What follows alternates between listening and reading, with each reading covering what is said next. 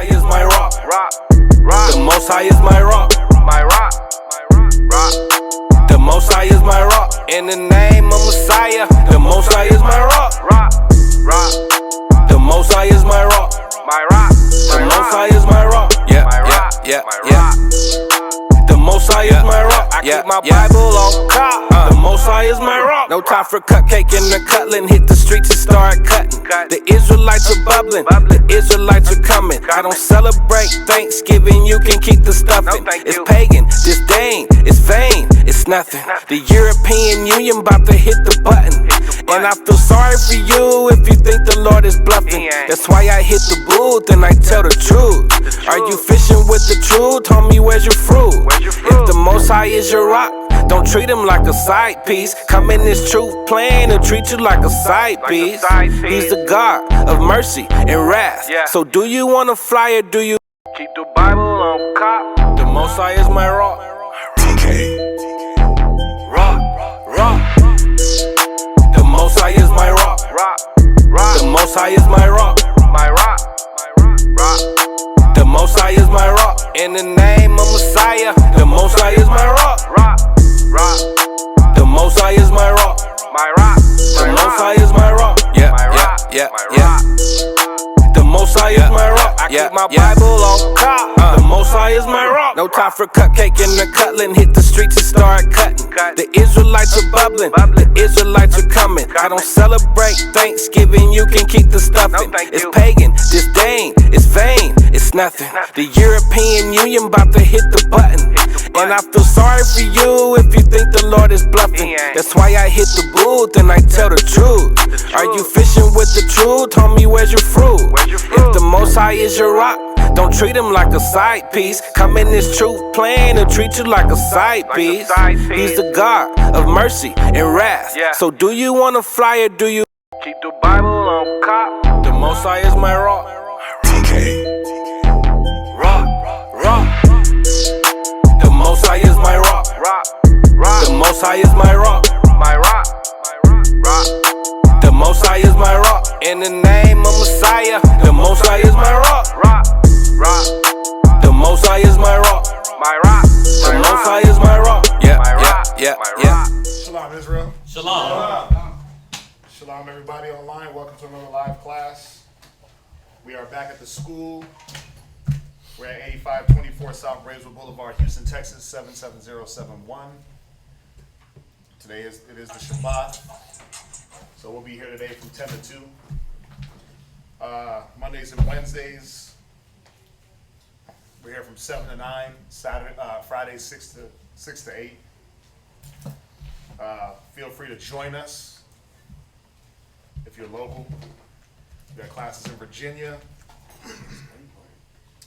every Tuesday, Thursday, and Friday from 7 to 9.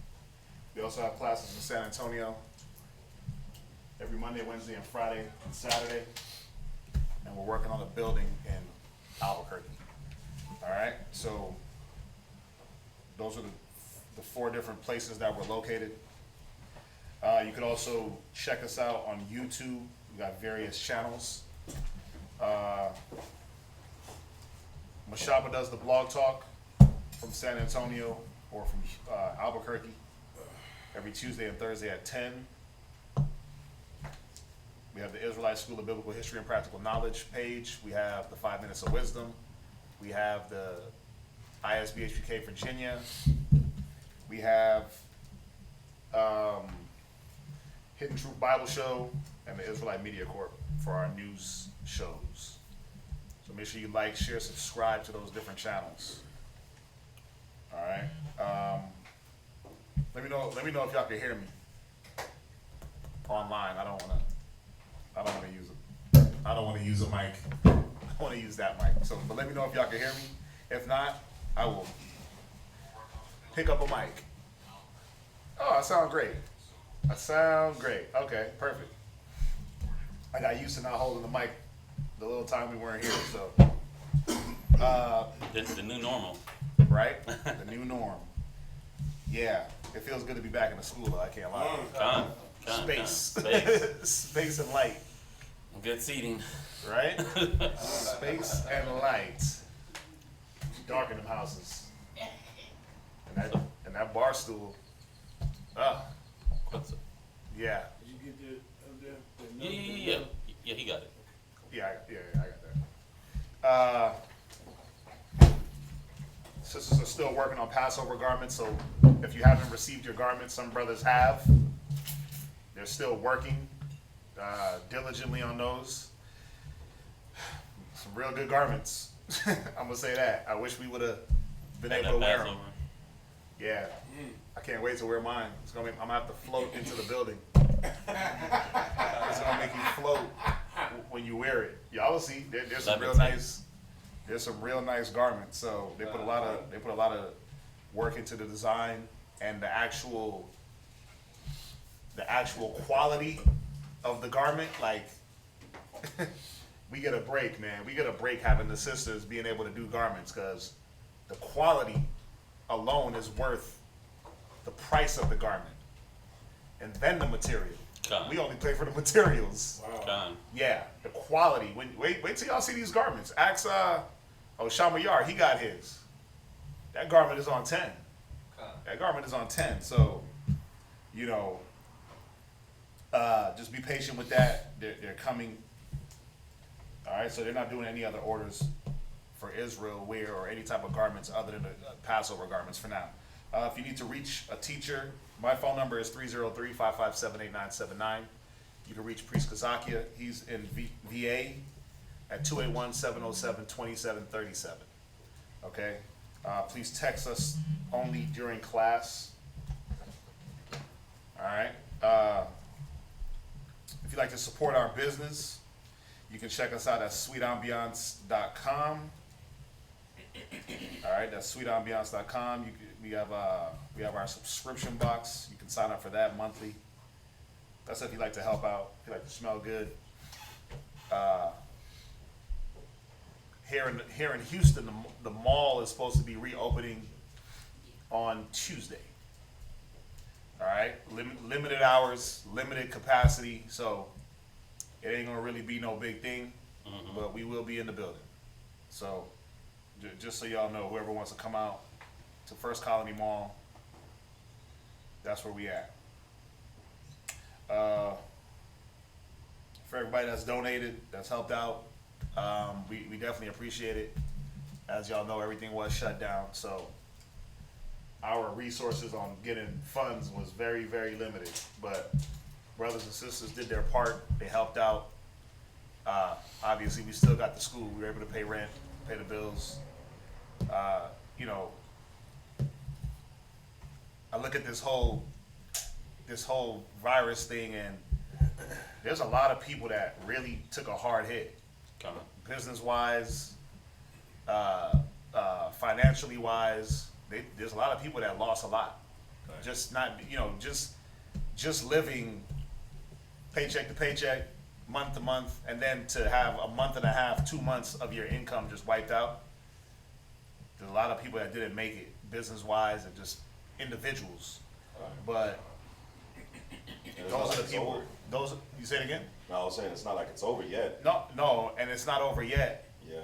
But it just shows you how quickly it takes for things to become lopsided or for people to lose when they don't have unity and wisdom. So that's what is keeping us going, is the unity, it's the wisdom, it's the brotherhood, it's everybody taking a little bit of the responsibility and taking a little bit of the burden and distributing the burden and trying to make the burden even. We're always going to do our job. We're always going to be here Monday, Wednesday, Friday, Saturday, right? That's class. And then 7 days a week for the phone calls, for the questions, for the text messages, right? Might show up to a brother's house, see how he's doing. We're always going to be doing what we're supposed to be doing. And if everybody else does what they're supposed to do, everything works hand in hand. And nothing got to be, there doesn't have to be casualties of any war. Think about how many times we went to war and we didn't lose not a man. So if we fight together the right way, we don't have to lose anything. We don't have to be the ones that, the coronavirus shut our school down. or this brother lost his house, or this brother lost this, or this brother lost that, or this sister, you know, it don't have to be like that. We don't have to be the casualties, but it's all about how much unity, community, nationhood, brotherhood. It's how much of that we're willing to use at all times. So I just want to congratulate y'all for doing y'all's part and helping and keeping everything afloat. So, you know, we always say it, without y'all, there's no us. Con. And I mean, that's the truth. That's the truth. So that's it for the announcements. Oh, we do have an upcoming feast. We have the Feast of Pentecost, which is Tuesday, May the 26th, 2020. More than likely, they won't have class in Virginia. We'll have class on Monday. We'll go over the Feast of Pentecost. If the Sabbath reading doesn't go into it, it may around that time. I mean, it's only really, what, 20-something days from here? Yeah. Right? Time is flying. I just felt like y'all were in an 8-hour Passover Sabbath class yesterday. So, God. 9 hours. 9 hours. It felt like I got out of the car and I was like, dang, it felt like I just watched that 9-hour class yesterday. Con. Time is flying. Time is flying. I mean, even this 2 months of not being in the mall and really not being able to do the norm, it went by. It did. It went by. If you didn't wake up early, that day was gone. If you woke up at any time after 12, you wasted the day, it felt like. So, You know, I had people hitting me up, like, you know, customers from the mall. Hey, how you doing? Just want to check on you. I was like, okay, cool, man. Yeah, I'm just bored from all this lockdown. I'm like, bored? idle. It's like, Because they want to be out in the lanes, running around, right. getting in people's business. They want to do that. So yeah, a lot of them people is idle, but we know for us, like the Most High said it in Isaiah, the days hadn't been shortened. For the elect, we'd be as Sodom and Gomorrah. You know, we'd be caught up. We just be getting caught up, man. We just be getting caught up left and right. Too much time and not enough to do with it. So, you know, again, I'm glad to be back in the school. So back to business, regular scheduled program, right? So yeah, so today is the Shabbat. We're gonna go through the prayers, the reading, questions, and then we're gonna close it out with the prayers. Not gonna be too long-winded, right? What does Kazaki say? Long breath. Yeah, we're not gonna be long. You know, we're not gonna be real winded up here. We're gonna edify y'all. Give y'all that good word, that good spirit, right, in a timely fashion, and get y'all on the way. Khan? Long-winded. All right, so Imadium Wapanya Kwadum. Show me our right now. Let's rise and face the east. Right? No cap. No cap up here.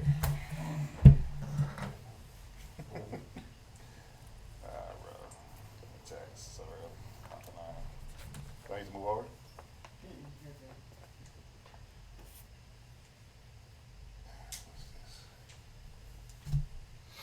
And y'all they can hear me good, right? Yeah. I'm soft. What'd he say? He said you can hear you. He said we're good. He said you're Tawab. Perfect. Sir. Perfect. I just don't feel like holding the mic. Ah, yeah. Yeah. You want to do this? I want to be able to talk with my hands. Right? Con. Articulate with my hands. Just don't hit the table. Right?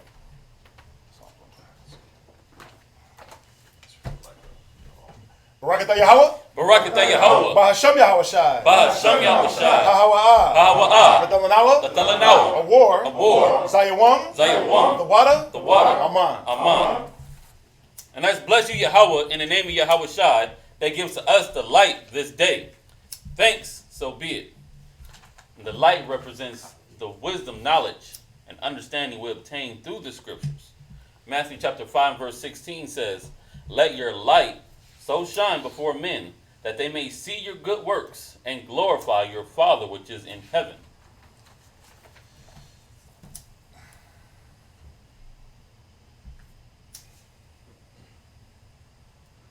Barakatah Yahweh. Barakatah Yahweh. Bahasham Yahweh Shai. Bahasham Yahweh Shai. Bahawa'ah. Hawa'ah. Nathan Lanawa. Latan Lanawa. Rayach. Rayach. Nayachacha. Nayachacha. The water. The water. Aman. Aman. And that's bless you Yahweh, in the name of Yahweh Shai, that gives to us the sweet savor. Thank you, so be it. And the frankincense and myrrh represents our prayers going up to the Most High as a sweet savor.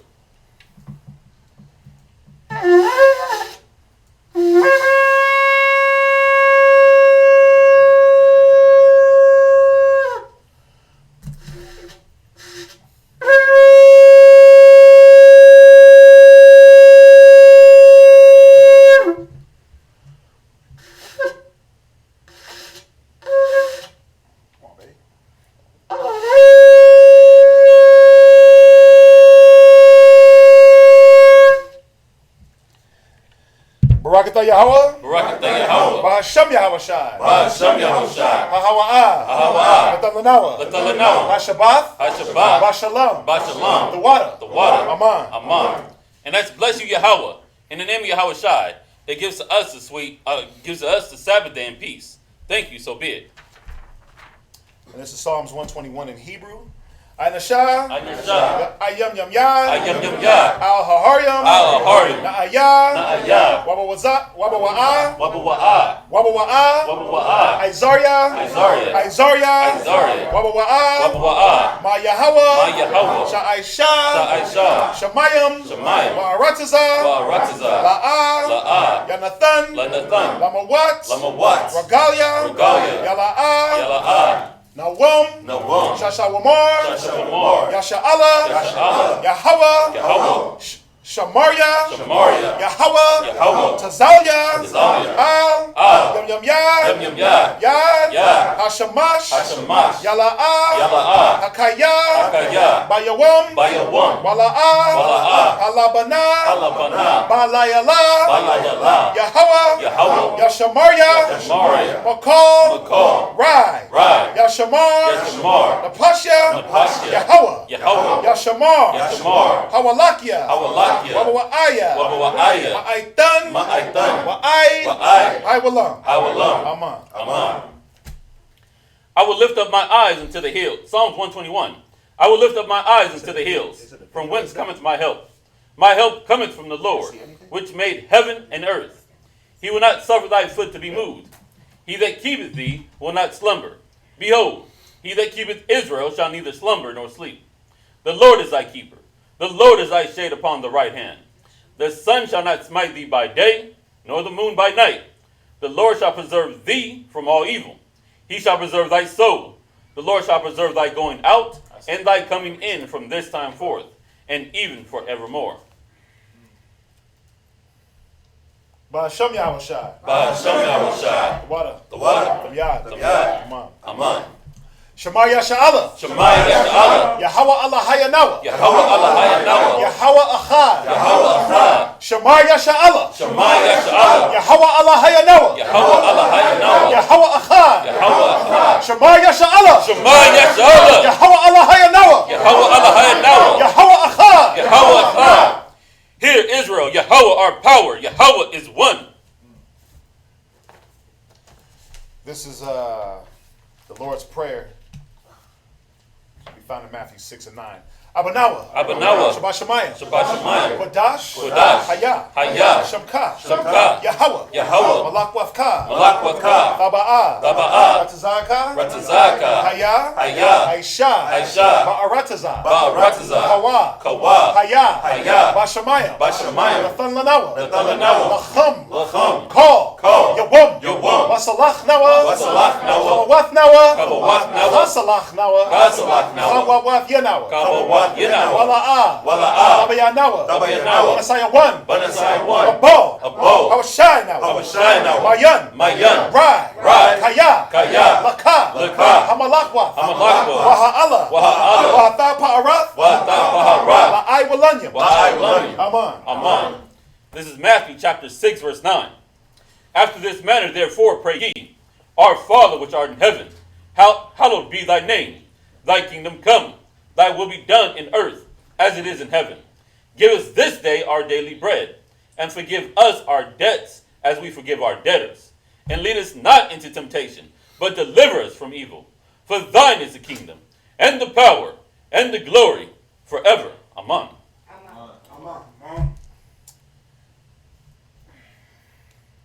Ha? Ha. Aishara. Aishara. Matazawa. Matazawa. The Ten Commandments. Number 1, La'ah. La'ah. Yahaya. Yahaya. Lakah. Lakah. Alahayim. Alahayim. Aharyim. Aharyim. Alpanya. Alpanya. Thou shalt have no other gods before me. La'ah. La'ah. Da'aisha. Da'aisha. Lakah. Lakah. Pasol. Pasol. Wala'ah. Wala'ah. Da'ibadam. Da'ibadam. Thou shalt not make unto thee any graven image. La'ah. La'ah. Alakwak'ath. Dalakwak'ah. Sham. Sham. Yahweh. Yahweh. Bashawah. Bashawah. Thou shalt not take the name of the Lord thy God in vain. Zakar. Zakar. Hayawam. Hayawam. Hashabath. Hashabath. Lakwadashwa. Lakwadashwa. Remember the Sabbath day to keep it holy. Kabad. Kabad. Abaka. Abaka. Wa'amaka. Wa'amaka. Honor thy father and thy mother. La'ah. La'ah. Daratazach. Taratzazak. Thou shalt not murder. La'ah. La'ah. Thana'ap. Thana'ah. Thou shalt not commit adultery. Number 8. La'ah. La'ah. Thaghanam. Thaganah. Thou shalt not steal. Number 9. La'ah. La'ah. Ta'ainah. Ta'ainah. Shakur. Shakor. Thou shalt not bear false witness against thy neighbor. Number 10. La'ah. La'ah. Thachamad. Thakamad. Kol. Ko. Asherah. Asherah. Lara'aika. Lara'aika. Thou shalt not covet thy neighbor's house. Bahasham Yahawashi. Ba'asham Yahushai. The water. The water. From Yad. From Yad. Aman. Aman. Yeshabium, which means to be seated. Now, we got the prayers in. I know some of y'all are probably wondering. Y'all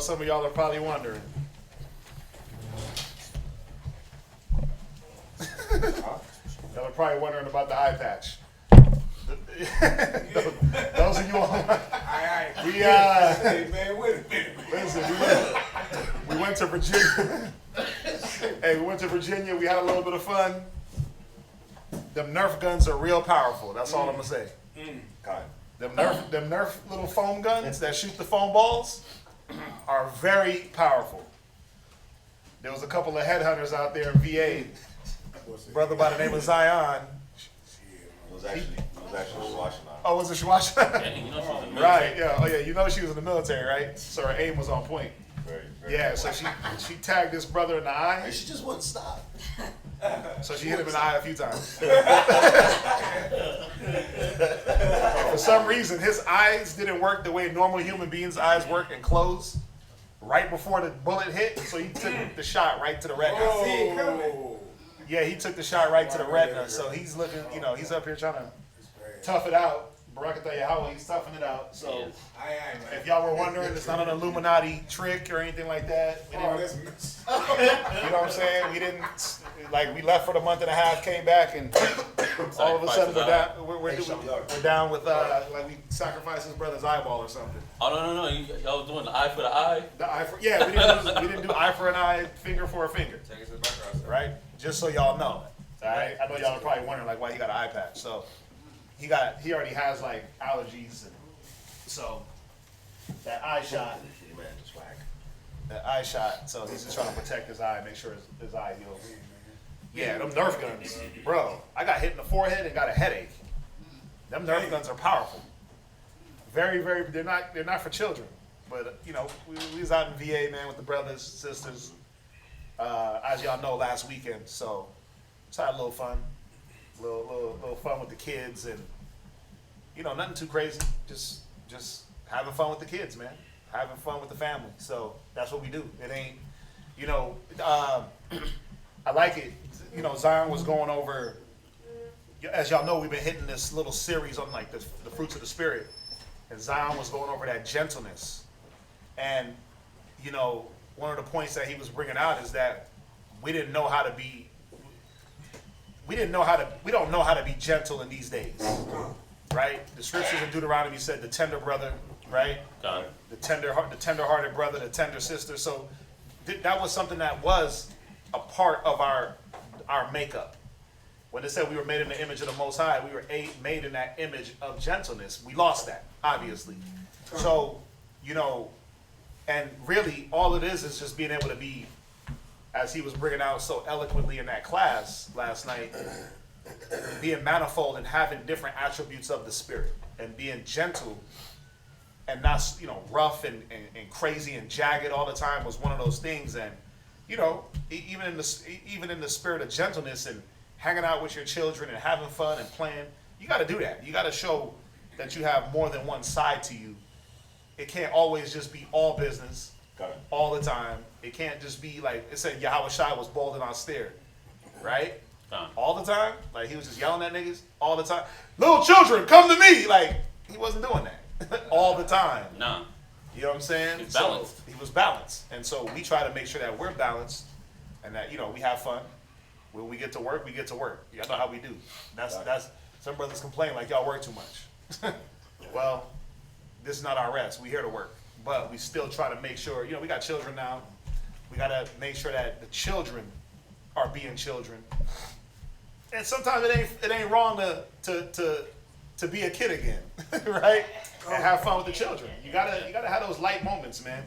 So, that's what we was out there doing in VA, man. We had a little time. We knew that we was gonna start getting back to work, so we went out, still did class, and just, brotherhood, sisterhood, and did it like that. So, if y'all were just wondering what's going on, nobody tease him with the R. Nobody do that. R. Me matey, right? Oh, I'm gonna give him hell. This is my bro. I'm gonna give him hell. So, yeah, it's all good. It's all good. Anyhow, let's get into this reading, man. Let's get into the reading. Right? That way we ain't here till 9. Let me see that. Oh, yes, sir. It's a good reading, too. If we're going to go over some things, there was something that me and you were talking about at the house, Ricardo, and it's funny because it's going to be in the reading. Wow. So I'll be able to go over it. God. You're right. Somebody, my brother-in-law, actually the one watching the class, asked me the same question. Oh, we're going to go through it. And it's going to hurt feelings, but it's all good. It's going to hurt a couple of cats' feelings, you know what I'm saying? A couple of cats in the profession. Reopen wounds. I mean, listen, depending on how you take it, it could be a knife or it could be a Band-Aid. You know what I'm saying? I'm here to heal cats. Hands up, right? Look, it's a new me, right? Fresh off quarantine, right? I've been in the house chilling. I'm good. So, right? So when I do like this, all it is a Band-Aid to heal cats. I'm not here to hurt. No, I'm not here to cut nobody. None of that, man. I'm here to teach the word of Yah. I'm here. What does it say in Isaiah? I'm here to heal the sick, take the brothers out of prison. I'm here to do all those things, right? Everything else. Oh, no. What you got? Oh, I got something. What you got? What you got before we get into it? Oh man, I'm here to teach the word of Yah. Okay, so yeah, it's gonna be a good little reading. What you got? You taking too long. I know. You taking too long. I got. You got one armband on. I got Acts chapter 5 verse 33. Go there real quick. What you got? You got one armband on. What you doing? Oh, come on. What you doing? Acts chapter 5 verse 33. Acts chapter 5 verse 33. And this was going. He's gonna come through with a Band-Aid, but this is what's gonna happen to some people when they hear this. Read. When they heard that, damn, they were cut to the heart. Oh wait. They were cut to the heart. They were what? They were cut to the heart. Some people's gonna feel like that. Some people feel like that when it comes to these classes. Dang, when they, sometimes the spirit gets tapped. That mind gets tapped a little bit. But you know what? It's okay because the same sword that cuts, it heals. And it purifies and it cleanses and it corrects your ways. So All I got is Neosporin and Band-Aids. there it is. That's all I Neosporin got. Band-Aids. Neosporin and Band-Aids. Con. Little peroxide. She's talking about opening up a wound. I'm here to heal wounds, brother. Not open anything. I'm here to I'm heal talking wounds. to doctor. Yeah. See, you see what type of bad brother he is. He's supposed to be the quiet lamb. He wanna cut people. He wanna cut people. The quiet lamb ain't supposed to cut nobody. He's supposed to just sit there and bah. Bro, that's Boy, ninja assassin here, man. Right. What you talking This dude about? right here, man. You gotta watch You gotta out for be these quiet. quiet cats. They be the quiet cats that try to kill. Anyway, let's get into it. Let's salute the first brother. For everybody that's online that is not familiar and hasn't been watching us, we got 40 people online, so a lot of silent watchers, which is fine. Remember, if you're on here, put a thumbs up. If you got questions, we'll answer questions at the end of class. That's if you have them. Don't feel like you're embarrassed to ask a question. It don't matter. We understand that there's a lot of people that's new to the truth. They're new to the wisdom. They're new to the knowledge. And if you don't ask, the only dumb question is the one you don't ask. Con. The only way that you're gonna learn is if you ask. Don't go around assuming that it's just gonna fall out of thin air. The Spirit is gonna give it to you. Ask your questions. Feel free. We don't run from them. We don't shy from them. So yeah, I can see you, no problem. Okay. So yeah, for those of you new online, the Shabbat reading broken up into 7 portions. 7 brothers read. We salute up 5 brothers. They state their name, their registry, their tribe. All right. So the first brother that's up, he's going to say Ricardo, Shabbat Shaw, which is tribe of Issachar. Yashakar, which is Issachar, Ban Yasha'Allah, so of Israel. So you'll hear that a few times, different tribes. It's mainly Judah in here, and one Issachar. Okay. So It's not that much. Is it? Yeah. yes, there's a lot of Jews in here. So go ahead. Oh, let me do the things the right way.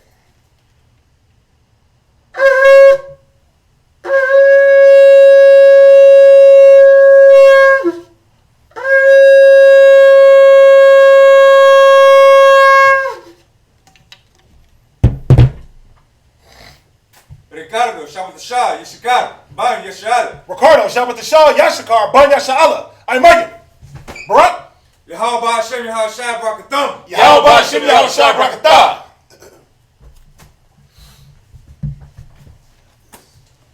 Go rest your eye. Go rest your eye.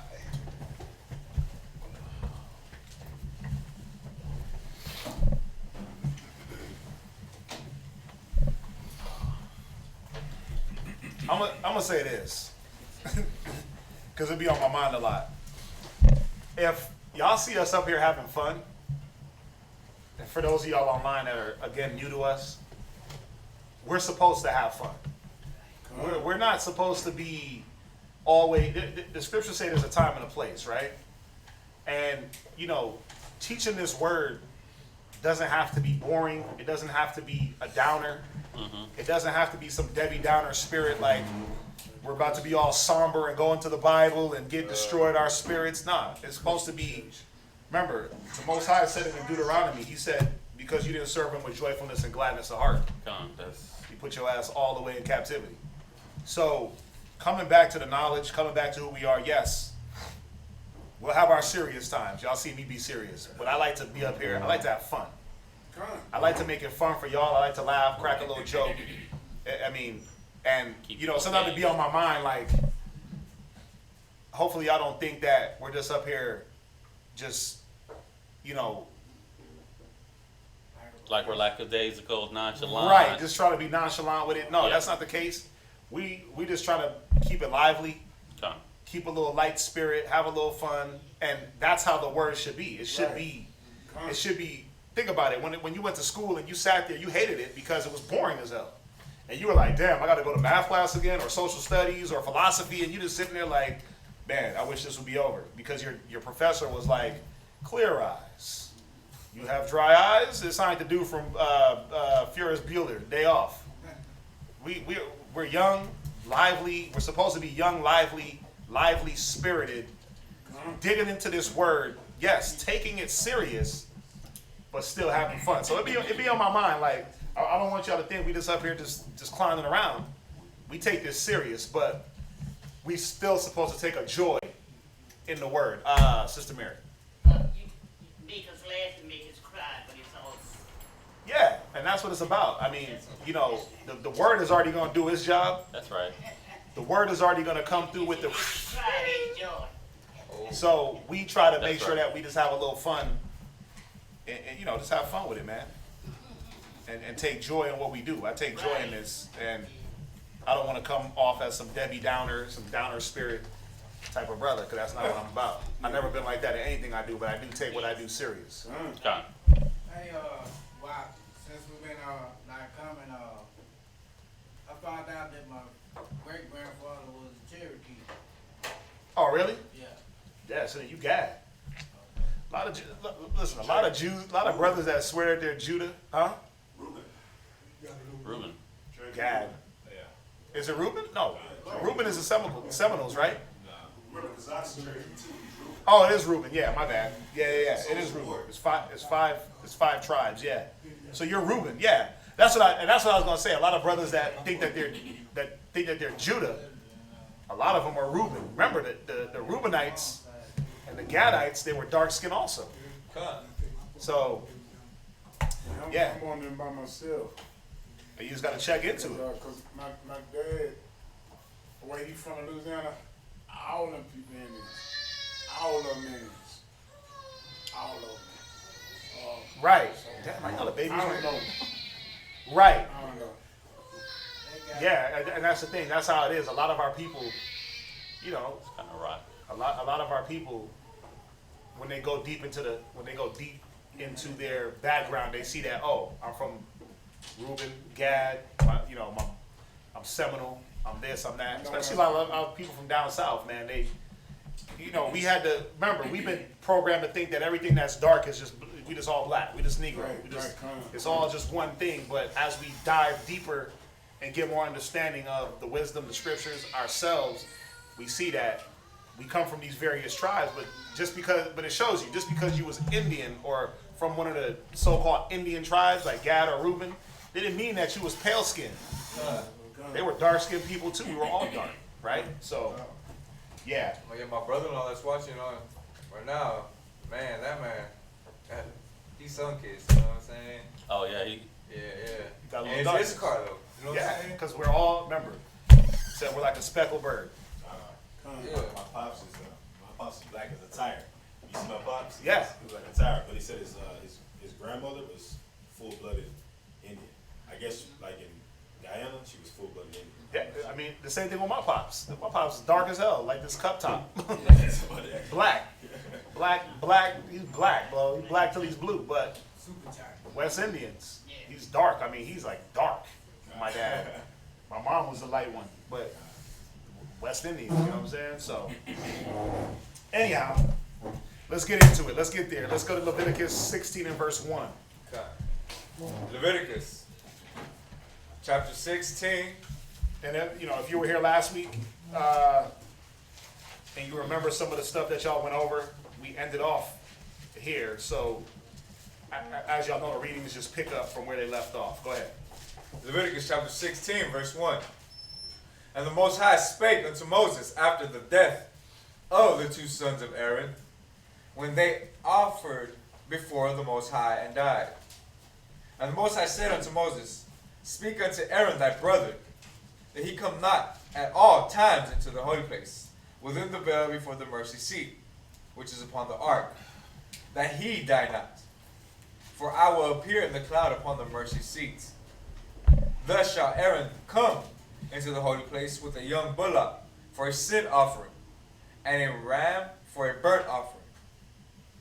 He shall put on the holy linen coat, and he shall have the linen breeches upon his flesh, and shall be girded with a linen girdle, and with the linen mitre. With the linen mitre shall he be attired. These are holy garments. Therefore shall he wash his flesh in water, and so put them on.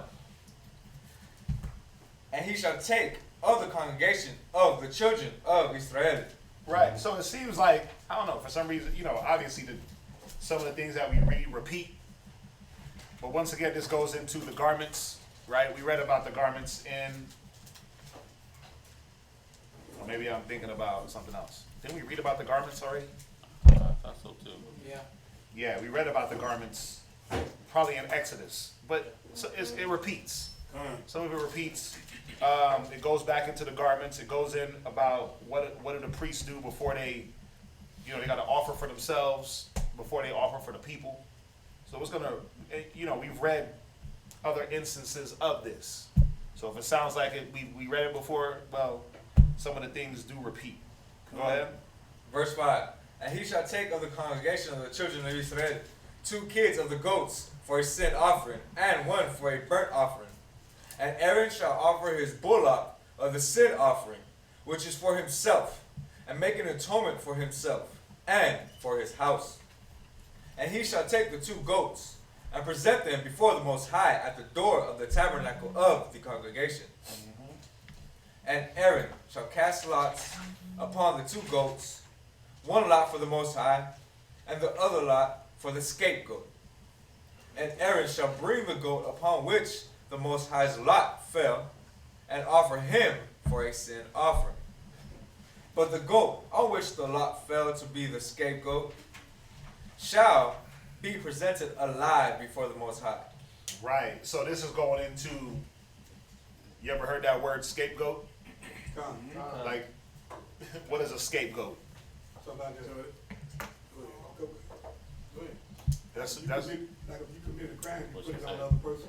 right. Person that take the fall. So but they usually that's using a negative, right? You making me the scapegoat. You're Right. blaming me For your without- fault. for your fault, right? Or you're looking for that scapegoat. Now we did this as a symbolism, right? A symbolism for what? Yeah, Shah was our scapegoat. Khan. But even at this time, as we read on, go ahead, read on and we'll see. You're absolutely right. He was the scapegoat. Go Verse ahead. 10. But the goat on which the lot fell to be the scapegoat shall be presented alive before the Most High to make an atonement with him, and to let him go for a scapegoat into the wilderness. So what did that represent? Like your sins. Sins leaving, right? You put the sins on that goat. I mean, let's think about it. Could you really put sins on a goat? No. No. But it was symbolism. You put the sins on the goat would be let out into the wilderness as a representation of the sin and the iniquity leaving from Israel. Go ahead.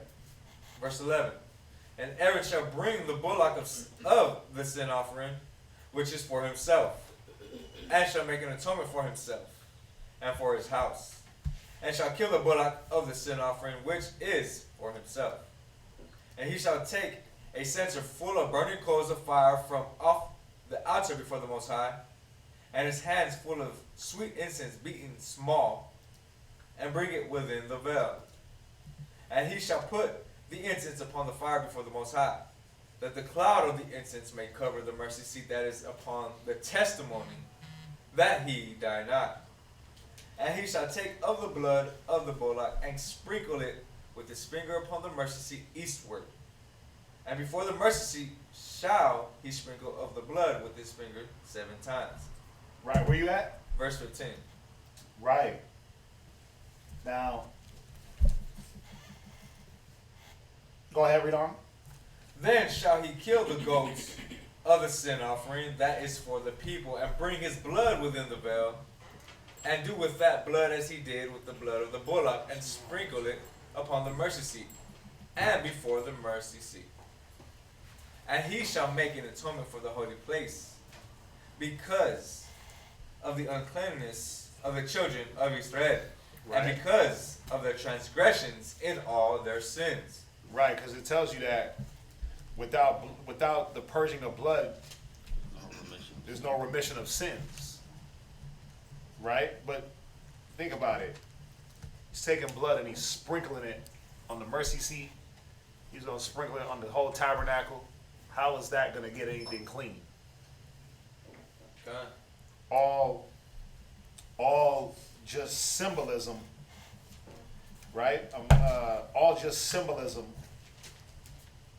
to try to get Israel's mind right. All those, when it talks about diverse washings. What was that, Peter? Diverse washings. Diverse washings. Go ahead, read on. I'll find it. And so shall he do for the tabernacle of the congregation Right? that remaineth among them in the midst of their uncleanness. Mm-hmm. And there shall be no man in the tabernacle of the congregation when he goeth in to make an atonement in the holy place, until he come out and have made an atonement for himself, and for his household, and for all the congregation of Israel. And he shall go out unto the altar that is before the Most High, Right? and make an atonement for it, and shall take of the blood of the bullock and of the blood of the goat, and put it upon the horns of the altar round about. He shall sprinkle of the blood upon it with his fingers 7 times and cleanse it. So think about it. How does blood cleanse anything? Again, these things were done, but more we were supposed to see the symbolism in it. Because we know that if I stand up here right now with the blood of a goat and start sprinkling y'all gonna be mad as hell, right? And we're gonna have to clean up after, right? We're gonna have to clean up the whole congregation after. Everybody had to wash their clothes, mop the floor, right? So these things they weren't supposed to remit sins. It was supposed to be, again, the conscience. It was supposed to be your mind being purged from sin. Go ahead. And hollow it from the uncleanness of the children of Israel. Verse 20. And when he hath made an end of reconciling the holy place. Go to Hebrews real quick, 9.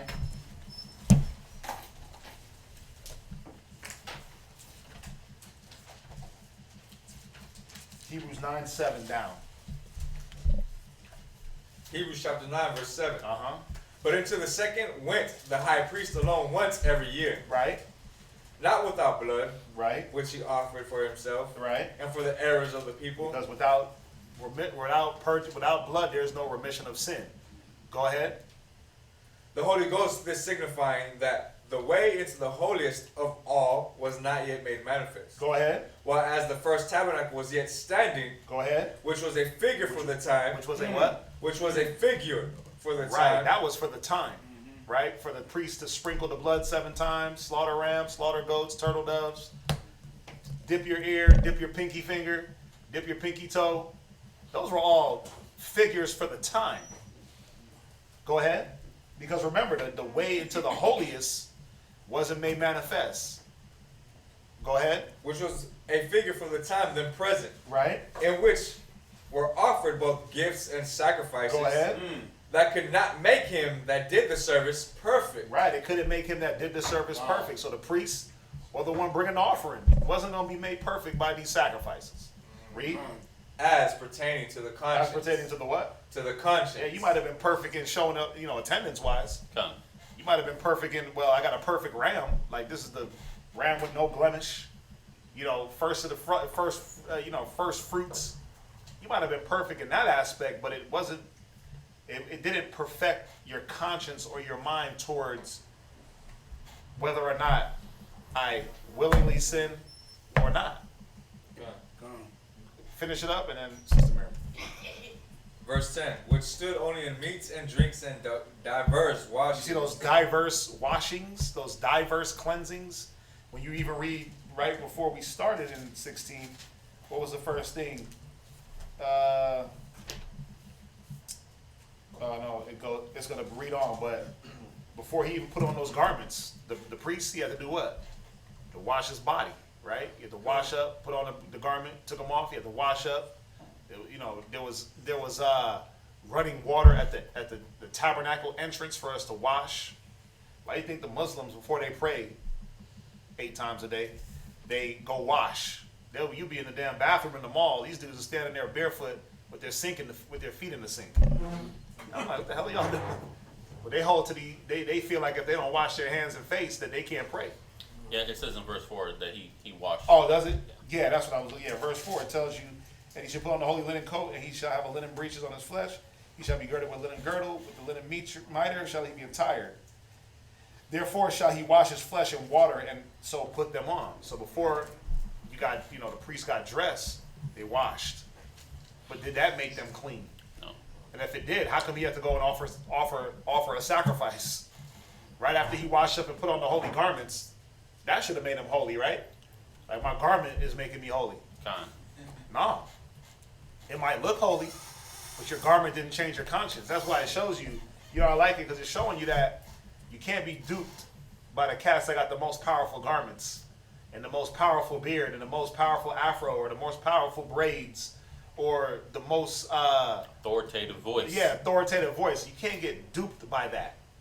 A lot of sisters be online creeping, and they get crept on in the Facebook DMs or the Instagram DMs with a shalom sis, and then he makes sure that his profile pic is his most mighty garment. Oh. Right? He got the armbands that look like the golden arms. Like if he hits you with them armbands, your body will break. Yeah, his beard is out, just stout and powerful. He got a Hebrew name that's not a Hebrew name. His Hebrew name is Killer, but it's all spelled wrong. And you get duped. You get brothers that get duped by these men that go on Facebook and they can type real eloquently, and they, again, their profile pic, he looking like a 14 shield general. He looking like he been in the truth 1,000 years, like he ain't never died, right? Like he got eternal life already. God, he ascended from the heavenly realm into the flesh. Yeah, and like back. he transcend. It's like, why you follow it? His garment was powerful. The stitching was. I just want to touch the hem of his garment. Yeah, but you get duped. God, You get duped because you were looking at this person's garments or the way they appeared as an Israelite. right? Not seeing that, what was their conscience like? Again, we've been going through these fruits of the Spirit. Do they have those things? Are they going to have, is this brother or going to have the meekness? I know we haven't hit the topic of meekness yet. That's going to be mine. Meek. I'm doing that one for y'all. Meek and temperance, right? Does he have temperance? Does he have joy? Is he a peaceable brother? Or even the sisters, brothers be seeing sisters online. Her head wrap is angelic, right? It got fringes on the head wrap hanging down with the little beads, and it covers her face. She got the veil over her face, right? Her skin looks real soft in the profile pic, but all she did was just throw a filter on, right? She got fringes. She's standing there looking righteous. Oh yeah. Not to mention how many times she took that one selfie. And found the right one. And found the right one that looks the most humblest and meekest to post. She made sure she put the eye filter so her eyes look big like a little baby. But brothers get duped by that. And it's like, shalom, sir. And you're like, oh my God, she called me sir. Shalom, sister. She's righteous. All of a sudden, now you got a demon on your hands because did this person have the fruits of the Spirit? Did this person have these attributes that pertain to the conscience? Mm-hmm. And now we're going to make them a conscious individual towards their fellow brother in a good way. We got to be more careful. We got to be careful of the things that we follow, the people we follow, the things that we attract, the things that we go off of sight. Got to be careful, man, and really ask questions and dive into background and things like that. I'm glad. I'm just so happy you brought that up right there about the meekness and the patience. Because I'm telling you, man, I got to practice on a whole lot more.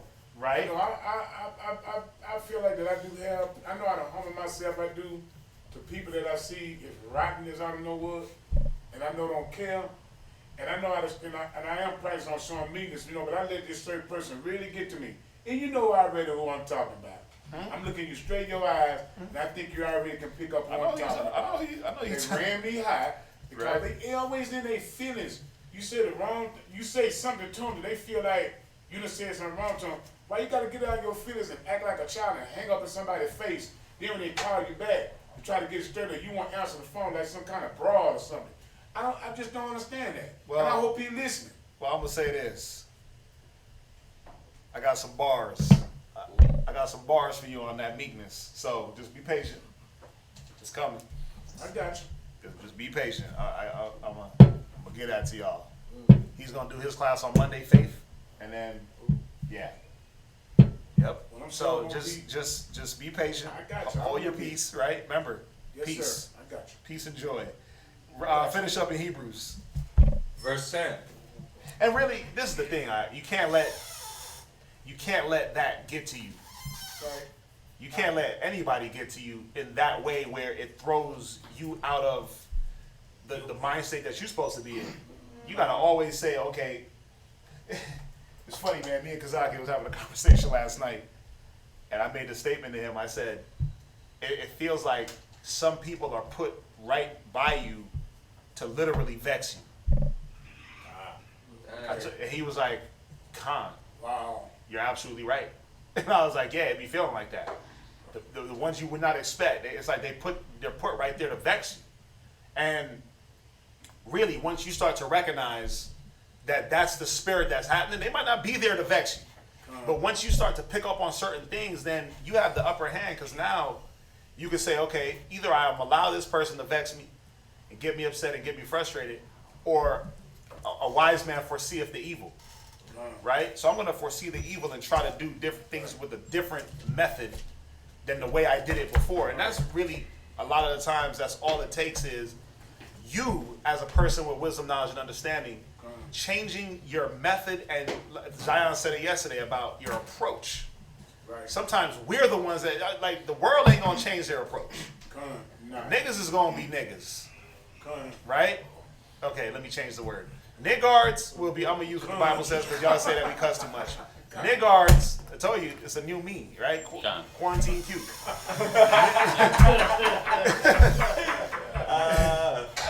Niggards will be niggards, and us with the wisdom, with the knowledge, us that say we are Christ, us that say we have the Spirit, it says if you have the Spirit, walk in the Spirit.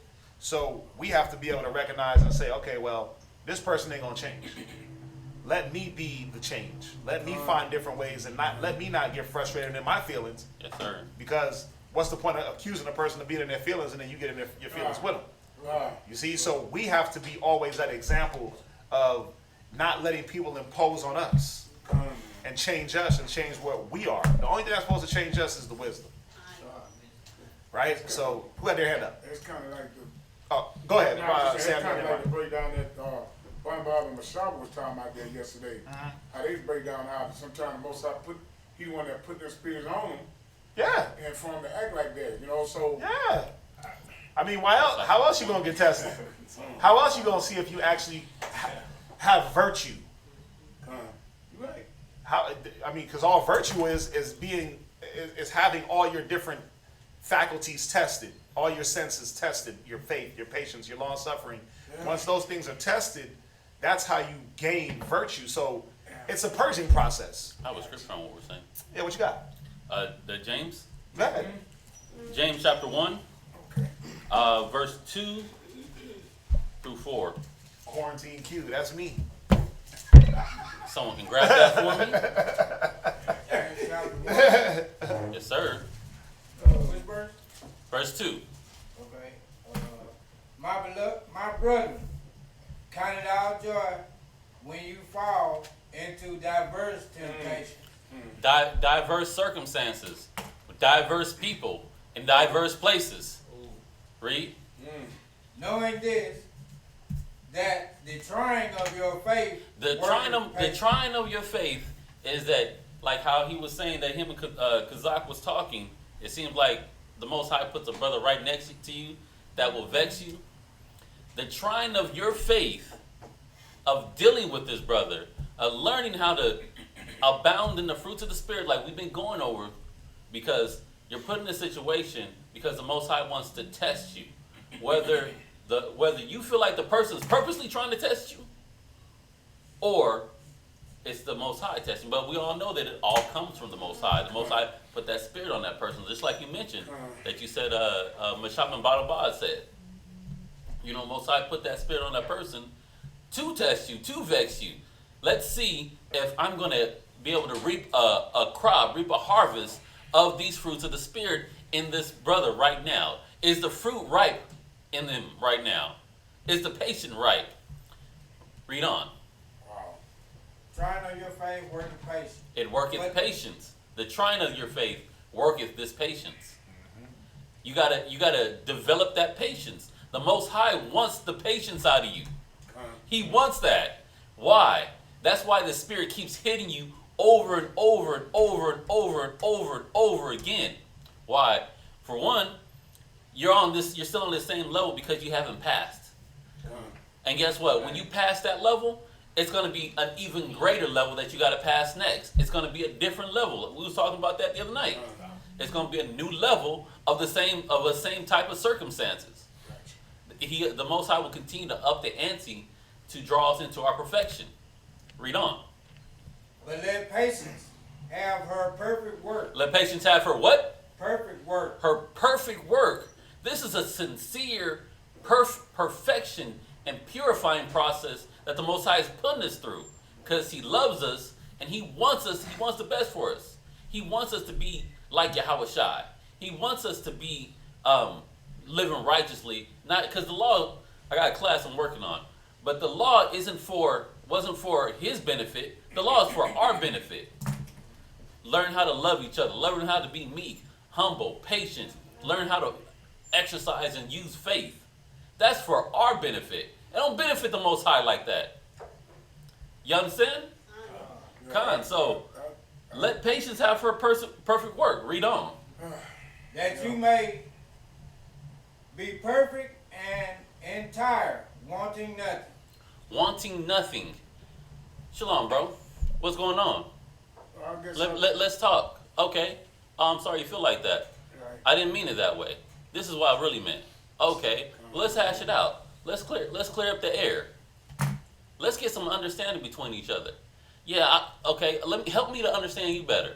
Khan, you know what? I need to work on that with me. Yeah.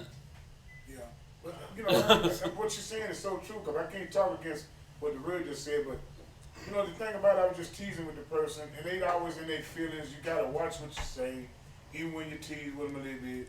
And then I thought we was men, that we could talk, all that hanging up in your face, then you call back, won't answer, all that kind of stuff. So I mean, you right. The scripture says I went the about it condescending. wrong. Maybe because I didn't leave him real nasty message. I just said that's childish, brother. We supposed to be big man, blah blah blah. But you right. You right. If the Lord put the test on me, I guess I failed it because I came back at him telling him how much of a child he acting like all this. So that wasn't the right thing to do. But I done already done it, so it's already out there. It's all good, bro. Yeah, sometimes, bro, in situations like that, I'm very good at ignoring people. Right. Very good. I'm very, very versed and well equipped in Gotcha. just doing like this to you, right to the side, and I'm moving forward. Gotcha. All that unnecessary drama is 2020, right? Mhm. 2020 new me. Khan. So all that stuff ain't necessary. Yeah, All well, that- I'm still cleaning stuff up. No, and that's the thing. As you remember, we talked about the fruits of the spirit, and these different things. They're never gonna stop growing, and the trials and the different tests are always gonna be there. You might have another chance. Khan. You always have another chance to Yeah. pass that test. You learn. Everybody's learning. So Ronnie, and then go ahead, Ronnie. Just like this morning on my way to the school, Right? I was going to Fiesta to get some ice. Yeah. My mind wasn't planning on going there talking to nobody, you know what I'm saying? Right. There was a long line in the check cashing thing. Cause you're the non-talker, right? Right. Right. As I was walking towards the ice, Box. a lady said, "Can I ask you something?" And you were like, no, don't talk to me. No, I ain't saying that. No, I ain't saying that because I seen the look on her face, she was come jug at me, you know what I'm saying? Right. And she say, who the Egyptians are? I say, ma'am, we not the Egyptians, we the Israelites. She Right. Say, I say, why you want to claim something that God destroyed? And she say, well, he ain't destroyed all of them. I said, well, where they at then? I know he ain't destroyed all of them, but they at a lower state right now. Right. You know what I'm saying? So I was leaving, going to get out. He said, oh, she's talking to some guy. She said, oh, he confused.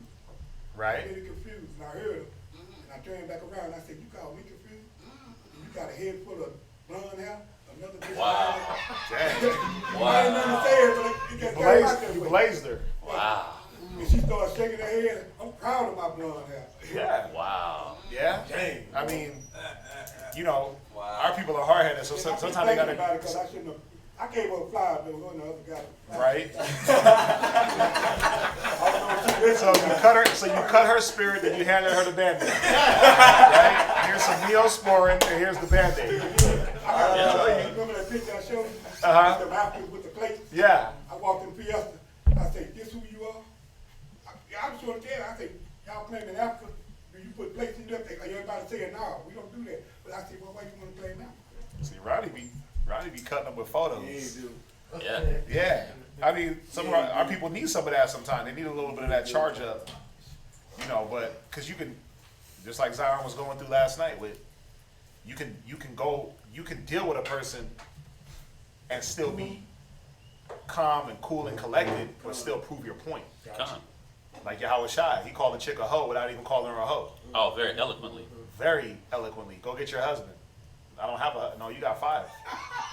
The one that you with, that's not your husband. Like he ripped into her spirit so hard, and he probably didn't even bat an eye. Wow. So, you know, again, just developing these different methods of saying and doing things is very important. Being more well-rounded, well-versed, and really anticipating and seeing situations and knowing. It's really just knowing what type of people you're dealing with Gotcha. on a day-to-day. You know. You got something? No, I just had the scripture that he called. Oh, go ahead. This is Romans chapter 12, verse 16. Right. Be of the same mind one towards another. Mind not high things, but condescend to men of low estate. Right, and that's what it's about, is being able to understand, like, okay, yeah, this person is off. Instead of ripping through them, instead of going back and forth, instead of doing the railing for railing, Right. evil for evil, Right. I might just have to, like the scriptures say, answer not a fool according to his folly. Gotcha. Right, but then it comes back and says, answer a fool according to his folly, so that he be not high-minded. No, let's be wise as don't deceive. So you are wise in his own deceit, right? Same thing, prideful. But they're 2 different scriptures. Those are 2 different scriptures for 2 different instances. At one instance, you might not answer a fool according to his folly. You might say, man, you dumb as hell. Go over there. But another one, you might say, no, I got to answer this, because if this dude thinks that he's right, he's going to carry on in his foolishness. Right? But you got to be able to discern the situations. Right. There's an old story. Basically, it was like 2 men in the field, and the whole town knew that one man was crazy, the other man he was cool. So the crazy man always he's fighting with people, da da da. So everybody knows this guy. So it ended up they were working in the field. The same guy and the crazy guy got in a fight. Now they came back to town, and the same guy's like, yeah, this da da da da da. He did this crazy fool da da da da. And he was telling people like, yeah. And then somebody told him, well, you're wrong. He was like, I knew this nigga was crazy. exactly. The whole story is like, well, basically, he reiterated the story. Nah, are you listening to me? Da da da da. He was like, no, but you're wrong, because you knew he was crazy. You should have foreseen that, and you should have already know how to maneuver around that situation to where you ain't even get in a fight with him. Yeah. So that's how it is. You got to know those who labor amongst Those you. that labor amongst you, yeah. Just know them, man. Like You have my to. mama and them, I'm not gonna talk to people like them, man. That's a good one. Yeah, you gotta know, and the spirit gives us the ability to be able to discern really what people are gonna be coming with. What intentions, what thought processes. You hear it in their conversation, you hear it in the way they deal. The red flags are always there. We gotta be more observant. Let's jump back. Come. Where we at? What verse?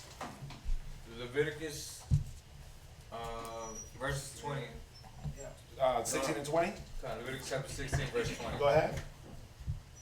And when he hath made an end of reconciling the holy place, and the tabernacle of the congregation, and the altar, he shall bring the live goat. And Aaron shall lay both his hands upon the head of the live goat, and confess over him all the iniquities of the children of Israel, and all their transgressions in all their sins, putting them upon the head of the goats, and shall send him away by the hand of a fit man into the wilderness. And the goat shall bear upon him all their iniquities unto a land not inhabited, and he shall let go the goat in the wilderness. And Aaron shall come into the tabernacle of the congregation, and shall put off the linen garments which he put on when he went into the holy place, and shall leave them there. And he shall wash his flesh with water in the holy place, and put on his garments, and come forth, and offer his burnt offering, and the burnt offering of the people, and make an atonement for himself and for the people. And the fat of the sin offering shall he burn upon the altar. And he that let go the goat for the scapegoat shall wash his clothes, and bathe his flesh in water, and afterward come into the camp. And the bullock for the sin offering, and the goat for the sin offering, whose blood was brought in to make an atonement in the holy place, shall one carry forth without the camp. And they shall burn in the fire their skins and the flesh, and they're done. That's it. Right, that was verse 27? Yes, sir. Right. Any questions? Next reader, whoever that may be, any brother. This is too long.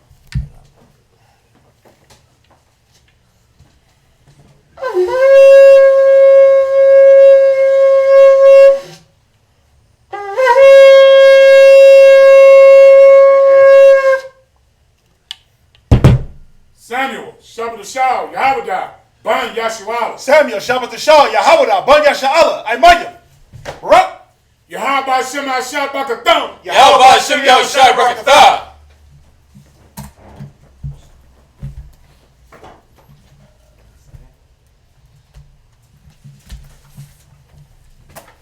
I think this is too long. It's not it's too long. Yeah, I'm a girl. To hold up. Yeah. I was gonna wear mine like that too. Man, I lost a little weight. That curtain didn't come with me. You said what? I lost a little weight. That curtain didn't come with me. Nice. Yep. Yep. Yeah, swinging out there, but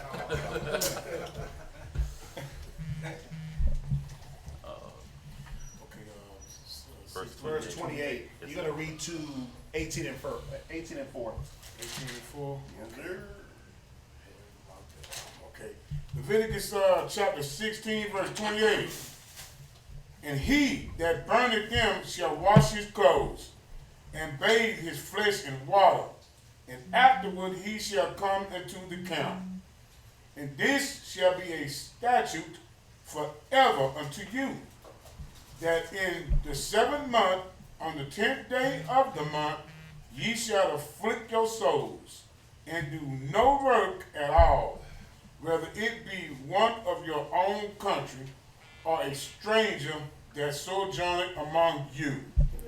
For on that day shall the priest make an atonement for you, to cleanse you, that ye may be clean for all your sins before the Most High. It shall be a Sabbath of rest unto you, and ye shall afflict your souls by a statute forever. Right. So going into the Day of Atonement, right? Time. Right. So that's the one day where no food, no water. We atone for our sins, right? It says we afflict our spirits, man. And we've been through all the fasting and prayer classes and scriptures. what day that is again? The Day of Atonement. Who got this honor band? It's like October. Somebody got this honor band? Yeah. That's not. No, somebody else. Oh, right here. Oh, here it is. Go look in there under feast days.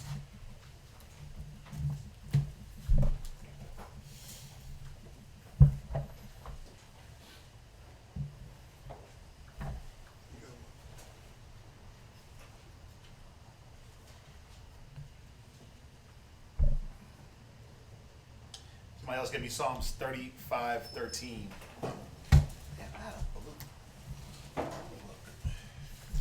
Somebody give me that. Psalm chapter 35, verse 13. Go ahead. But as for me, when they were sick, my clothing was sackcloth. Right. I humbled my soul with fasting. I did what? I humbled my soul with fasting. Right. Verse 31, it shall be a Sabbath of rest unto you, and you shall afflict your souls by a statute forever. Go ahead. And my prayer returned into my own bosom. Right. So that fasting, that prayer, it's what was it really? What were you doing with the flesh? What's another word that a lot of brothers and sisters lack? Because they don't fast on a regular, they don't pray on a regular. What is it that you lack? Lock her up. Self-control. Yeah, okay. But what's the word for that? What there's a word for that. Discipline, that's a good one. Oh, this, yeah. You Oh, lack y'all heard that? you lack what? That was discipline. William said this. Yeah. Oh, William said, yeah, you lack discipline. That's 35 and 12, right? What's that? Psalms. Yeah, Yeah. In my Bible, it has the lines for humble. It says in a ledger, afflicted. Right. The word humble there Is afflicted. Yeah, you're afflicted. Well, that's what it is. You're putting yourself in a state to be afflicted or humble. But in order to do that, you got to have discipline. For the very true beginning of her is the care of discipline. The care of discipline is love. That's Wisdom of Solomon, right? What is that, like Wisdom of Solomon? Y'all should know that off the top of. might be one. Yeah. No, it ain't one. It's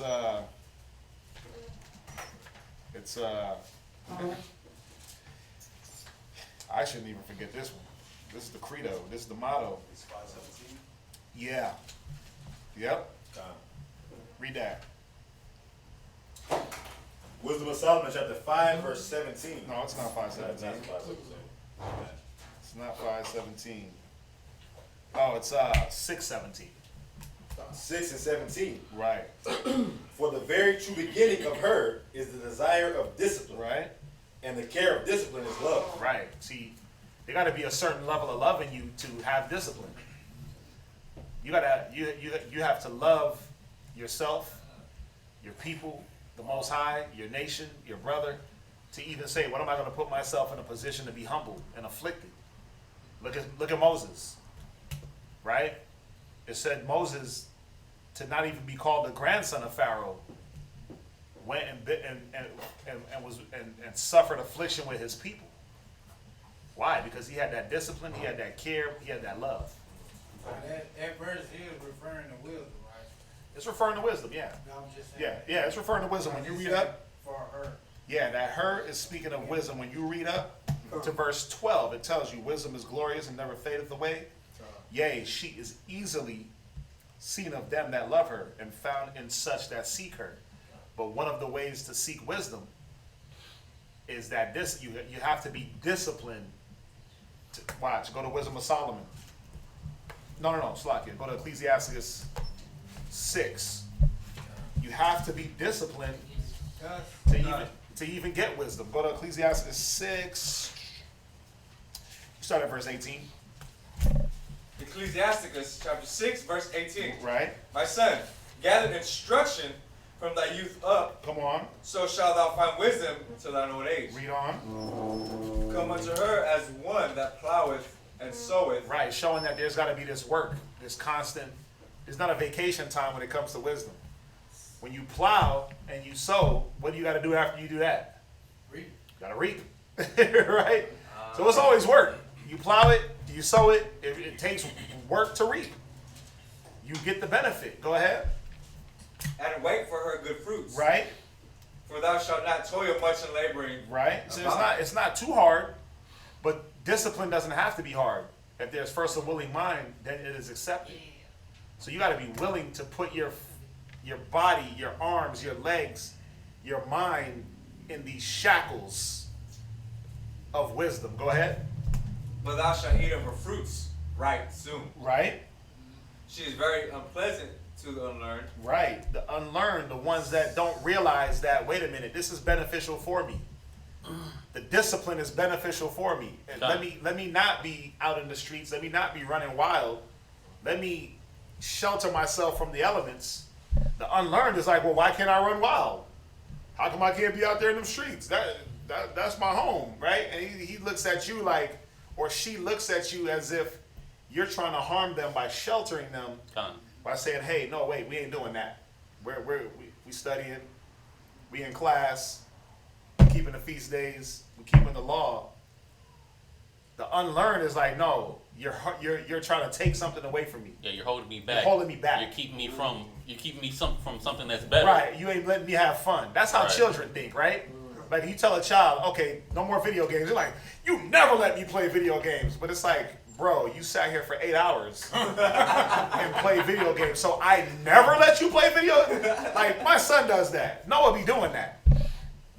Whenever it's time to like go do school, like schoolwork, and it's like, okay, get off the bike because he rides his bike, or put down the video game, or put down the Beyblades. You never let me have any fun. I'm like, I'm the funnest dad ever. Hell, Dad, let's go ride a bike. Dad, let's do it. Dad, like everything he wants to do. I'm tired of saying let it rip. I'm tired of that, man. Beyblade fighting with this guy. Dad, let's play 2K. And I'm like, dude, I don't got time. But I still try to have the fun with him. That way when I'm like, okay, it's time to get serious. Let's do some schoolwork. Let's do some chores. You never let me have fun. And I'm like, okay, yeah, he's unlearned. Yeah. That's an unlearned statement. A person that doesn't recognize that, yeah, I just let you have fun. Now it's time to get busy. The same thing with us as adults. It's like, see, you're just trying to hold me back from seeing the world. Like, I'm trying to hold you back from destruction. The wisdom is trying to discipline you and keep you in one space for a time for you to build yourself up. So if you do got to get out there, you don't get consumed away. I got an example. What you got? And this is a long time ago.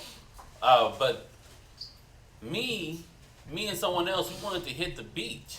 We're like, hey, let's escape from all the camp duties and brothers and sisters. When was this? This is a long time ago. Oh man. This is a long time ago. Must have been that demon. Yeah. And then it was like, let's go to the beach. Read. And then I had talked counsel with brothers, because that's what so we do. We counsel. And it was like, nah, you got to do this. We ain't got time for that. And I was like, all right, well, we ain't got time for it then. And you go back and relay the message. I go back, relay the message. See? They never want us to have fun. Never. Can't ever, never, ever.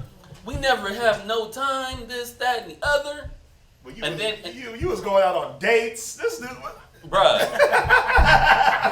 And then movie tickets on the ready. Oh, yeah. Bought in advance. Right. But then, come to find out, that beach that we were going to go to had the flesh-eating bacteria in it. Oh, nice. Yeah. Oh, that was the Galveston time. That was when Galveston? No. Or Corpus or something? Corpus. Yeah. And hey, it's just like there's a brother, right? That his rib wanted to go to Mardi Gras, and he was like, "La," right? And she was huffing and puffing, blow the house down. But then come to find out, coronavirus originated in Louisiana from Mardi Gras. It swept through the whole Mardi Gras. Because everybody is like drinking from each other and spilling drinks and sharing pork sandwiches, right? Dancing up on each other. But see, you never let me have fun. But the spirit is like, no, you don't need that, because it's not about the fun, it's about the dangers. You see that? It's discipline. A lot of, man, listen, I'm tired of talking about y'all, but y'all ribs be like that. Just like how you were saying, like, no, we can't do that right now, we gotta do this. And it's like, we don't never get to do nothing, but we just went out. We just went out to go eat. Like, we just hung out, we just had family time. God. We just did it. What you mean we never? It can't always be, oh, let's go kick it, let's go hang out, let's do this, let's be in the streets, let's be in them lanes, because that's where you get caught up. That lack of discipline, that lack of care for yourself and others, because that's what it is when it's always about, I gotta go out on a date, I gotta go to this concert, I gotta go to this place, I gotta go to this movie, I gotta go here, I gotta be over here, instead of, wait a minute, I got children, I got a husband, I got brothers and sisters that are gonna depend on me. I got to be in the mind to, like the scriptures say, the righteous study to answer. I got to be in that mind to be studying so I can be able to help out and be a benefit. But, oh no, you're holding me back from fun? You had fun. We had fun. Right? We all have fun in the world. Some more than others. Some cats is their fun bank, right? They could go into their bank of fun in their head and just days off. And you look in their face like, man, what you thinking about? Oh, nothing. And he just think about all the fun times, right? You can live off the fun times in your head for the next 40 years. My bank is small. I had a lot of fun in life. I was gonna say, if the Most High loves you too, He keeps you from that stuff. He, God. You think you're missing out, like, there's been so many times, even when I was in the world, it's like the homeboys, we're going here, we're going there, and I was like, I'm broke, I can't go nowhere. Yeah. And like literally, it happened a few times. Like, so I'm like, damn, Most High really care about me.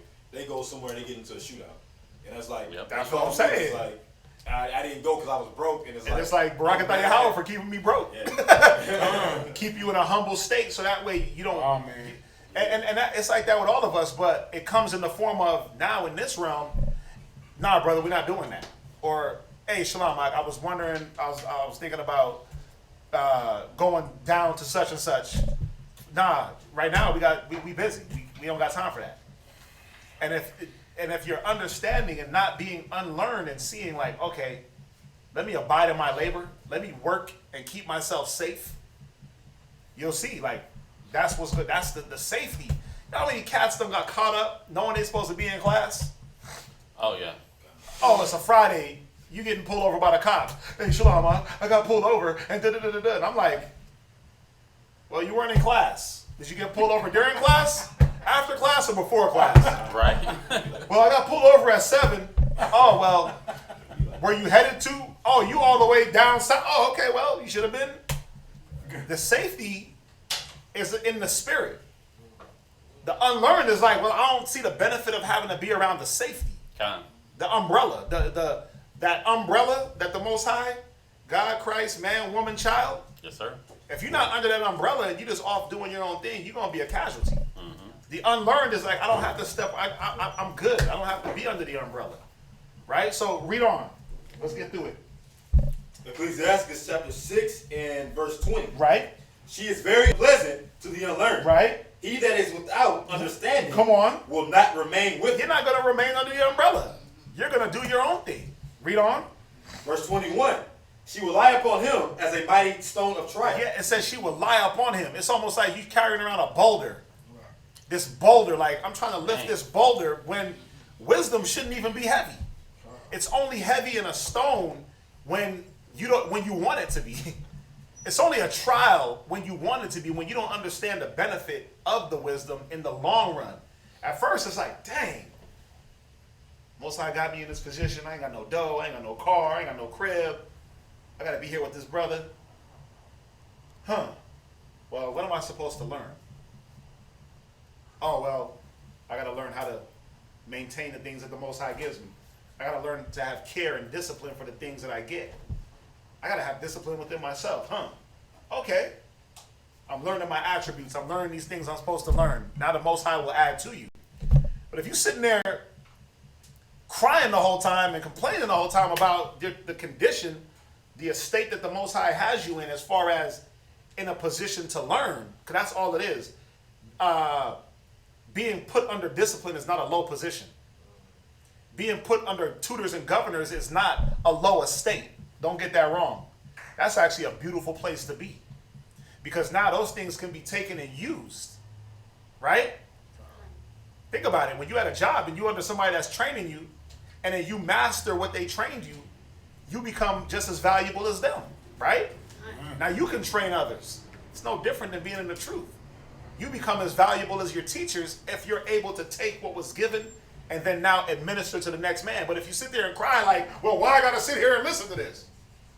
Why I got to be put in this position? Why does the Most High have me here? It's like, well, you're missing the whole point. And you're not going to give yourself enough chance to sit around, listen here, and then be able to apply. Go ahead. And he will cast her from him. You'll do what? He will cast her from him. Yeah, the undisciplined, the unlearned, you're going to cast wisdom from you. Nah, this is too heavy. I don't want it. I need it light. It got to be lighter. What the hell? What's going on here? Yeah. Yeah, I didn't sign up for this. Y'all got me lifting weights. Y'all got me in here lifting weights, man. What's going on? I didn't know push-ups was in the truth. Right. That's weird. Right? That's weird. Discipline, man. Read on. Ere it belong. Right. For wisdom is according to her name. Right. And she is not manifest unto many. She's not what? Manifest unto many. But truthfully, she's manifest to everyone. But not everybody is going to take wisdom and put it into their bosom. A lot of people is going to take wisdom and cast it from them because they don't recognize wisdom when it kicks them in the ass. You don't recognize that. Wait a minute.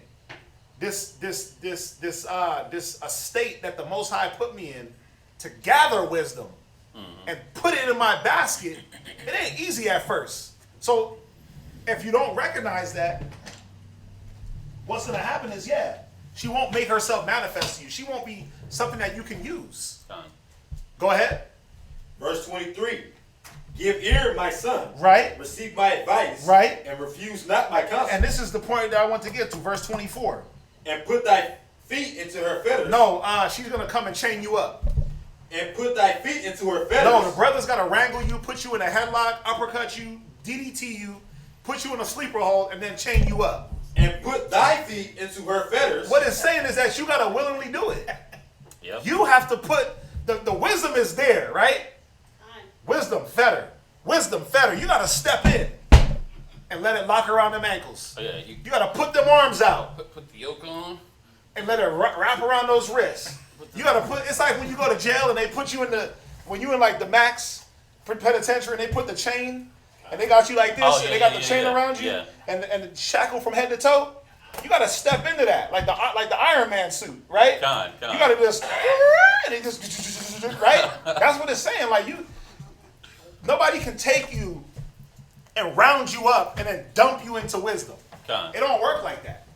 You have to be willing, or else all it's going to be is heaviness, anxiety, regret, hatred, grudging, contention, murmuring. Why the hell they got me doing this? I was better without you niggas. The truth hurt my life. The truth ain't beneficial. All y'all do is, what's the word I'm looking for?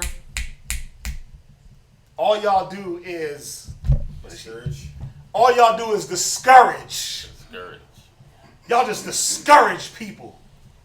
Oh, okay. So the Bible is discouraging.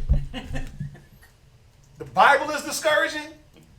Hey, sis, don't make that move because that's the wrong move. And then it happens to be the wrong move 2 years later, but we're discouraging. Oh, okay. Well, you didn't recognize wisdom when you were supposed to drop your feet in those fetters and shackle up for a second and just for a moment have some discipline about yourself. You said, no, I don't want to be disciplined. I want to jump beef to beef. Here's the result. Here's the result. Now you got weird people babysitting your kids and stuff. That's the result, though. That's the result. Go ahead, read on. Go ahead, read on. I know everything. I know. And thy neck into her chain. And thy neck what? And thy neck into her chain. You literally got to bow your neck and let that wrap around and click, click. You got to become a slave to wisdom. Go ahead. Bow down thy shoulder. Right? Bow down your shoulder. Meaning if you have to put yourself in a humble state. Willingly. Yahweh Shai, he said, the Father loved me because I lay down my life. No man take it. He said, I lay my life down that I may take it again. No man take it from me. To bow his shoulder, he had to bow his neck. He had to stay in discipline. Go ahead. And bear her. And what? And bear her. But it says, thou shalt not toil much in laboring about her. So really, what is there to bear? Really, if you're in the right mind state, there's not too much to bear. Because you're looking a 4 times ahead and you're like, man, I'm going to be great. I'm going to be great for the Most High. Go ahead. And be not grieved with her bonds. Yeah, don't be grieved like Paul. He said, the prisoner Yahweh Shai. Right? I beseech you, as a prisoner Yahweh Shai. He said, I'm not ashamed of my chain. Right? It's saying the same thing. Don't be grieved with her bonds. Don't be grieved when niggas is like the homeboys is like, man, we about to go to the club, turn up, turn up, turn up. And you like, man, I got class tonight. And you just like, man, I got to go to class. bruh, I wish I could, I will, and then the whole time you in class looking like a demon, like, niggas got me up in here, I could be in the club, this lady tonight, it's Thursday, it's this, it's that. That's how it is though, if you let it. Go ahead, what's up? Say, and if he loves you, he's not gonna, you could be miserable all you want to, but the only way, if he loves you, you're not gonna die, he's gonna end up right back where you're supposed to be. Because it's like Jonah. Jonah was like running and stuff like that. Right. He ran all he wanted to, but like the Most High loved him. You right. Run. You have a miserable time out there, and you're gonna have to be like right back in, and then you gotta, if you have to be somewhere, you have to enjoy what you're doing. Like you gotta make it to like where you enjoy it, where you love what you're doing, because the Most High is not unrighteous to forget your labor and love and the works you do towards His name. Labor and love, joy and gladness. Yes, sir. That's what it's about. Like, we take too much joy and gladness and other things, and then when we're in the place that's going to save us, it's like, man, what the hell? Everybody else is having fun. Everybody else is driving cars. Everybody else is sleeping with women. Everybody else is doing crack. Everybody else is smoking weed. Everybody else is eating burgers. Everybody else is doing, like, all the things that you wish you were supposed to be doing. Like, everybody else is shopping. Yeah, but they're shopping because they got to try to cover up and front like there's something. They smoking weed because they got to cover up. They out there partying because they got to cover up. They flossing because they got to cover up certain spiritual deficiencies that they don't know how to fix. They don't have the discipline to fix the spiritual deficiencies. We should be happy about having the ability to fix spiritual deficiencies, which it's a chain effect. Carnal things will be fixed along with it, right? Oh, I was just gonna say like so basically you're saying you desiring the discipline is the beginning of the wisdom, and being a slave to wisdom willingly, and all that's a part of the affliction that you're taking upon yourself for the day of atonement, right? Well, the Day of Atonement is part of it, but I'm talking now in a broader sense. Yeah. The wisdom, you're supposed to be prisoner to wisdom for your life. You like, oh, I'm gonna be a prisoner for sin. Like, how long you gonna be a prisoner for? I got a 7-year bid that I'm free. That don't make sense, right? You supposed to take this shackle on until we die. There's supposed to be this imprisonment of your thoughts in your mind, like Paul. Paul was a prisoner from the time that he kicked against the pricks with Yahushai and seen Yahushai all the way to his death. So the Day of Atonement now, I was just going into showing why, like fasting and prayer, why some people don't like to do it. They don't like, even that day, they're like, I can't fast for a whole day. I can't fast for 6 hours. I can't fast for 24. Well, there's a certain level of discipline that has to start growing in each one of us. And I was going to come back around when I was done reading. I was going to come back around right back to the Day of Atonement. Where you at? What's up? Nah, Are you laughing at like me? a while Don't back. laugh at me. No, I'm not. I was laughing because I was meditating this a while back. Right. I was like, this is a while back. I was like, damn, man.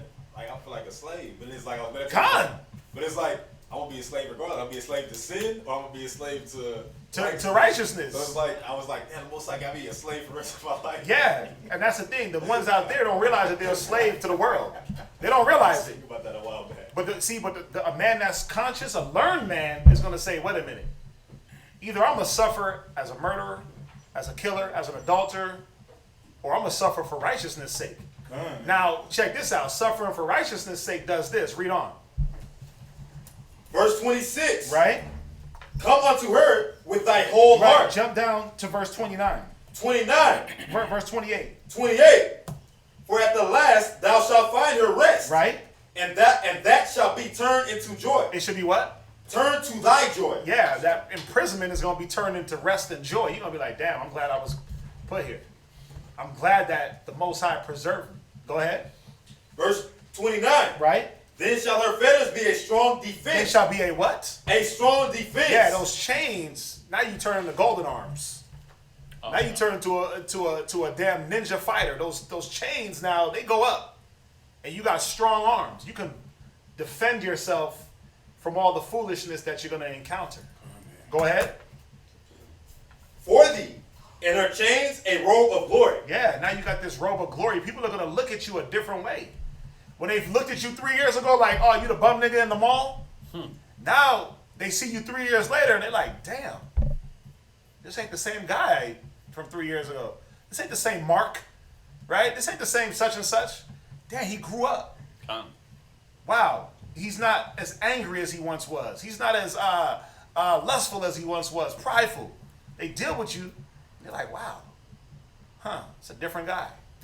Who is this guy? Who is this woman? Who is this? Damn, she ain't loudmouth, disrespectful. Wow, what's up with her? Damn, she's dressing different, talking different. She even looks different in her face.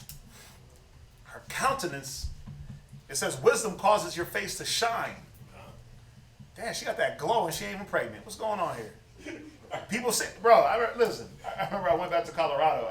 I was only here for like, I might have been back in Houston maybe about a year, maybe. I had to go to Colorado to handle some business. And I met up with one of the bros from Colorado that I used to hang out with a lot. And he was sitting there just rapping, and he was like, damn, you changed. He wasn't like, oh, you changed in a bad way. He was like, damn, you're a different dude. Because wisdom will do that. People will recognize and say, wow, this person changed. They're better. That robe of honor, those shackles of defense, that's what it turns into. Go ahead. Verse 30. Right? For there is a golden ornament upon her. Right? And her bands are purple lace. Yeah, royalty now, man. Now you royalty. Now you the king. Go ahead. Verse 31. Thou shalt put her on as a robe of honor. Right? And shalt put her about thee as a crown of joy. Yeah, all that, man. I wish I could have, would have been kicking it, blah, blah, blah. Now you into joy. Now you're joyful. Because you see that it wasn't about the outside influences. It wasn't about what everybody else was doing in the negative. It was about, man, how do I keep my spirit right? How do I build and grow in righteousness? Read on. 32. My son. That's it on that. So, I mean, y'all understand that, right? About the discipline. There has to be discipline on every single level. This is discipline on a broader, more in-depth perspective, long-term for your life. Right. But now going back to the Leviticus about fasting and the Day of Atonement, you have to have discipline even in that. I would say it's real looking at like people I grew up with in the world. Mm-hmm. Like one of my homies, my best homies, like I grew up with. Mm-hmm. We actually seen a chariot together. Like when I was in the world, we seen a chariot together. Like that's why I knew something was like weird. Like not weird, but there was other things that in my mind it was couldn't comprehend. We see the chariot together. But long story short, like we did the same things, ran around chasing women. He sold dope, this and that, da da da. I just seen him like post a status the other day talking about basically why paternity tests got to be so expensive. And it's like I know what he's talking about. Condoms are cheaper. I know what he's talking about though. And it's like I'm the dude that you the crazy dude that follows the Bible and da da da, and you da da da. Brothers give me wisdom now. Don't be, what I'm saying, run up in every girl, da da da. And it's like I see the repercussions of that now. Like, yeah, over here, you got 3 kids, 3 different baby mamas. Like, yeah, you just hit 30. You know what I'm saying? He just found a job working at HEB overnight stocking. He's selling his dope on the side. He's, you know what I'm saying? So it's like it's a hard life. It's a hard life. But see, to a learned man, now you're able to recognize somebody else's circumstance and say, wow, that's what I was being shielded from. Yeah. That's what I was being held back from. It wasn't that I was being held back from fun. Yeah, because it is fun to make babies, but it sucks to have to pay for them when you're making them with people you don't want to be with. It sucks. There's a fun time to be in the club, kicking it and partying, but it sucks when it gets shot up. It sucks. So yeah, you are being held back from the product of all that loose fun. We have fun. I have fun, bro. I have fun with bros. Just even when brothers was at the house the other day, we had fun and we didn't even do nothing. We didn't even do nothing. We just listen to music and play dominoes. But that for me, I guess I'm getting old. That's my fun. I'm getting old, so I do old people stuff. I do old people stuff. Right? I do old fun. Get on y'all. Like coming and not calling me.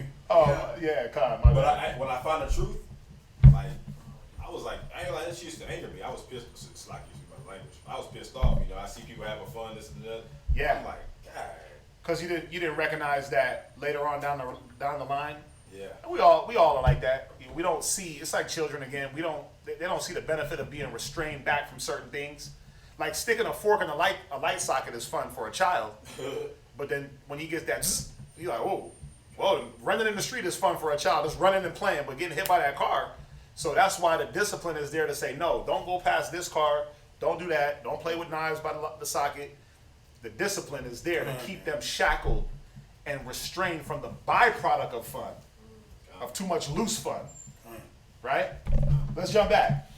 Leviticus chapter 16, verse 32. Don't take it personal, Samuel. Still go ahead and read. And the priest whom he shall anoint and whom he shall consecrate to minister in the priest's office in his father's stead shall make the atonement and shall put on the linen clothes, even the holy garments. And he shall make an atonement for the holy sanctuary, and he shall make an atonement for the tabernacle of the congregation, and for the altar. And he shall make an atonement for the priests, and for all the people of the congregation. And this shall be an everlasting statute unto you, to make an atonement for the children of Israel for all their sins once a year. And he did as the Most High commanded Moses. Leviticus chapter 17, verse 1. And the Most High spake unto Moses, saying, Speak unto Aaron and unto his sons and unto all the children of Israel, and say unto them, This is the thing which the Most High had commanded, saying, What man soever there be of the house of Israel that killeth an ox or lamb or goat in the camp, or that killeth it out of the camp, and bringing it not unto the door of the tabernacle of the congregation to offer an offering unto the Lord for the tabernacle of the Lord, blood shall be imputed unto that man. Right, because what was happening here, the Most High was trying to prevent. He was trying to prevent people from doing things the way they wanted to do it. I'm gonna sacrifice what I want, how I want, when I want. So you were supposed to, as we read down, bring your offering to the priest and let them do their job, eat with them. You weren't supposed to sacrifice on your own or do your own thing, or it was preventing a few different things, that greed. I want this for myself, and making sure that we are doing things in the right order. Go ahead. This is Leviticus 17, verse 4. You're going to read to 18 and 4. Come on. Okay, go ahead. This is going to be the full precept. He had shed blood, and that man shall be cut off from among his people. Verse 5. To the end that the children of Israel may bring their sacrifices, which they offer in the open field. Who gave us a thumbs down? They must have a vendetta with me, because they ain't giving nobody else thumbs down. Oh, you gotta love it. You gotta love it. Maybe it's gonna be talking about. Anyway, go ahead. It's there. Even that they may bring them unto the Lord, That is terrible. unto the door of the tabernacle of the congregation, unto the priest, and offer them for peace offerings unto the Lord. You see that? That's what the Most High wanted, for us to offer to the priest, be around the priest, not be covetous, greedy. Go ahead. They may see me up here. And the priest. You said what? Yeah, they may see me up here. That may be that may be. And the priest shall sprinkle the blood upon the altar of the Lord at the door of the tabernacle of the congregation, and burn the fat for a sweet savor unto the Lord. And they shall no more offer their sacrifice unto devils, after whom they have gone a whoring. Right, and also to prevent you from going and sacrificing to other gods. I'm gonna go off in a high place by myself with my little pictures my little altars and sacrifice to these other gods. So there was a few things that were trying to be stomped out here that the Most High knew that we were either going to be in or get in. Go ahead.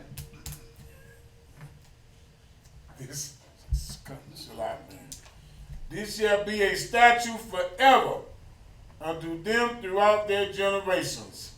Verse 8. And thou shalt say unto them, whatsoever man there be of the house of Israel, or of the strangers which sojourn among you, that offereth a burnt offering or sacrifice, and bringeth it not unto the door of the tabernacle of the congregation to offer it unto the Lord, even that man shall be cut off from among his people. Right. So even the stranger or the sojourner that wanted to sacrifice, he couldn't just go off and just do his own thing. He had to bring that to the priest. Again, to prevent a man sacrificing to some other gods, to prevent that greed. Y'all see this? Man. Go ahead. Leviticus 17, verse 10.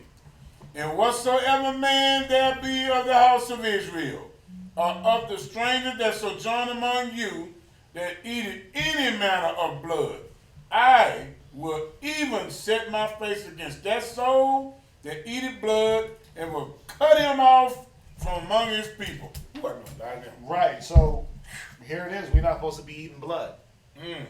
We're not supposed to. Rare. I would.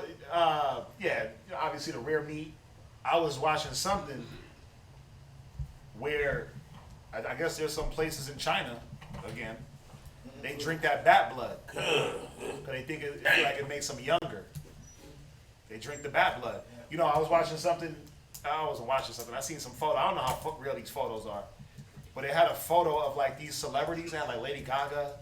They had somebody else, and there was a body laying in a pool of blood, and they were like drinking the blood. Yeah. They were saying it was like their little Illuminati sacrifice.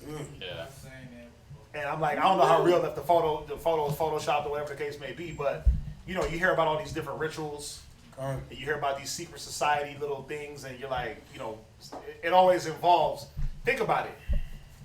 Everything with the Most High involved blood, right? It said, without the shedding of blood, there's no remission for sin, right? And you had the priests that had to go shed blood of these animals, right, to atone for your sin. You had to bring your animal. He had to kill it, sprinkle the blood, do all these different things, and that was gonna pardon you. But now you have the opposite side where they drinking the blood, they smearing the blood on their face, blood packs, right? God would do that. They would do the blood pack. They would cut their hand, right? Now we blood brothers. It tells you that in Deuteronomy. He said they would cut their hand with a stone. And now we blood brothers, right? You watch, what was it, Magnificent Seven? What's the one with Denzel? Yeah. Right, when he ran up on Gad, Yeah. and they ate the damn The liver? The liver. Yeah, he ate it raw. Yeah, it was bloody. It's all up in his teeth creases. Right? And then they shared it. That was the blood pack. You know, you got to see that the blood got a lot of significance in it.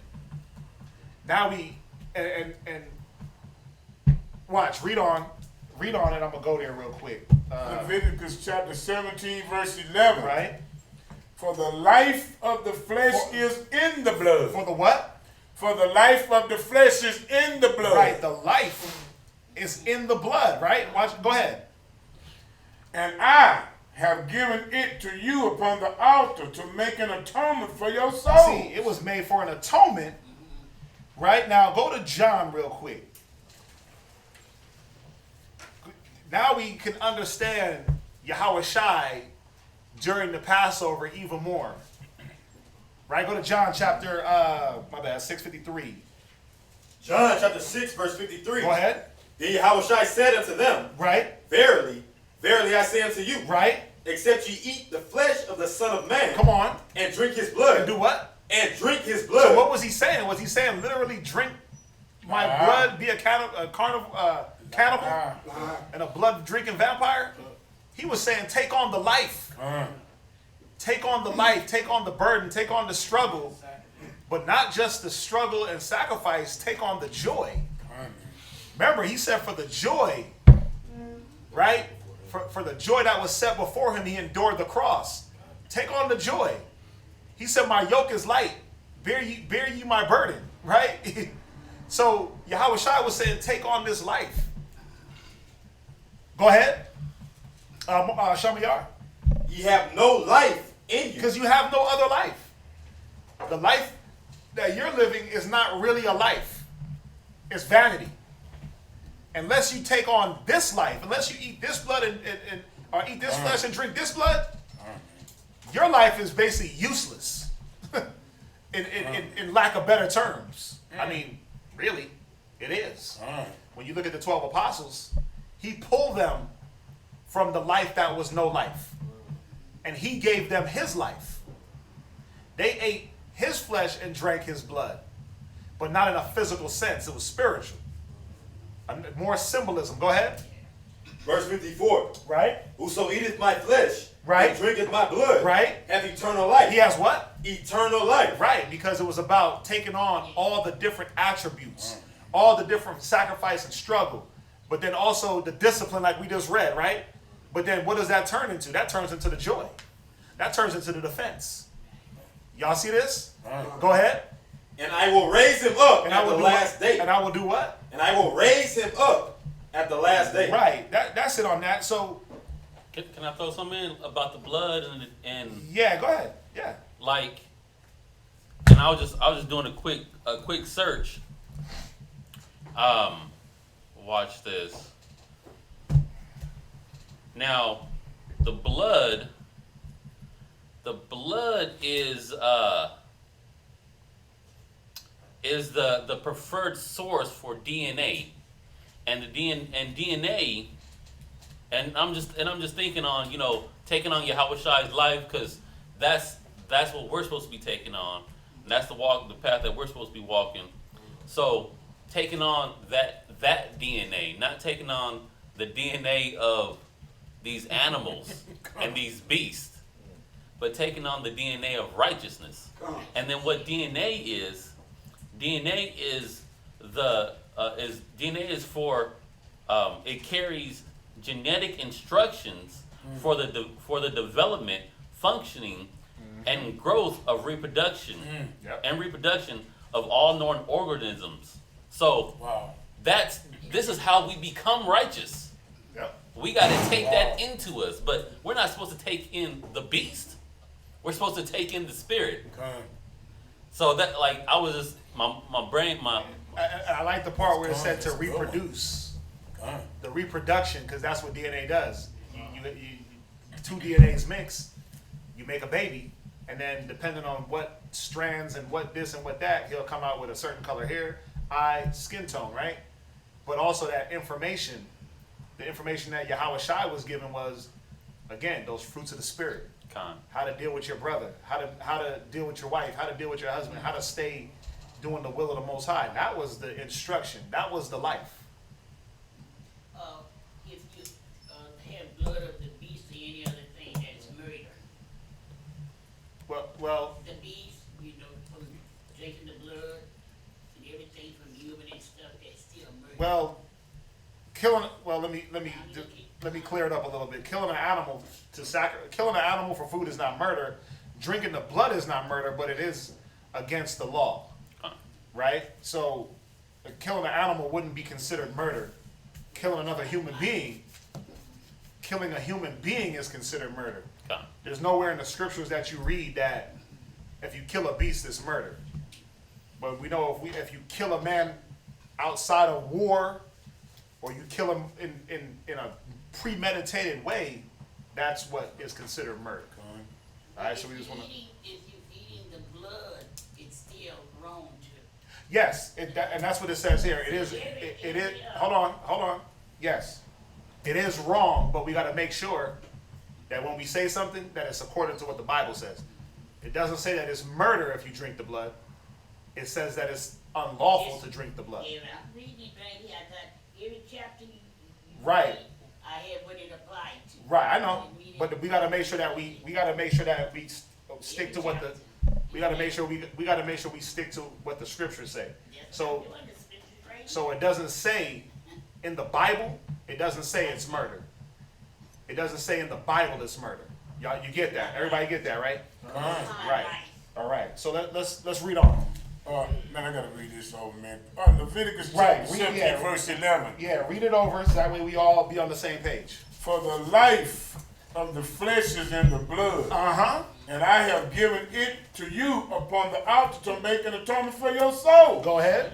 For it is the blood that maketh an atonement for the soul. Right, read. Therefore, I said unto the children of Israel, no soul of you shall eat blood. Right. Neither shall any stranger that sojourneth among you eat blood. Right. Go to Genesis 9:4. And this wasn't some new concept. This wasn't a new concept that the drinking of blood was unlawful. Read Genesis 9 and verse 4. Let's see what happened in Genesis. Genesis 9:4. Right? But flesh with the life thereof. Let's read up a little bit because this is the time of who? This is the time of Noah, right? Repopulating the earth, repopulating everything with animals. This is basically the restart after the flood. So we're at Genesis. Let's read verse 3. Genesis 9:3. Right?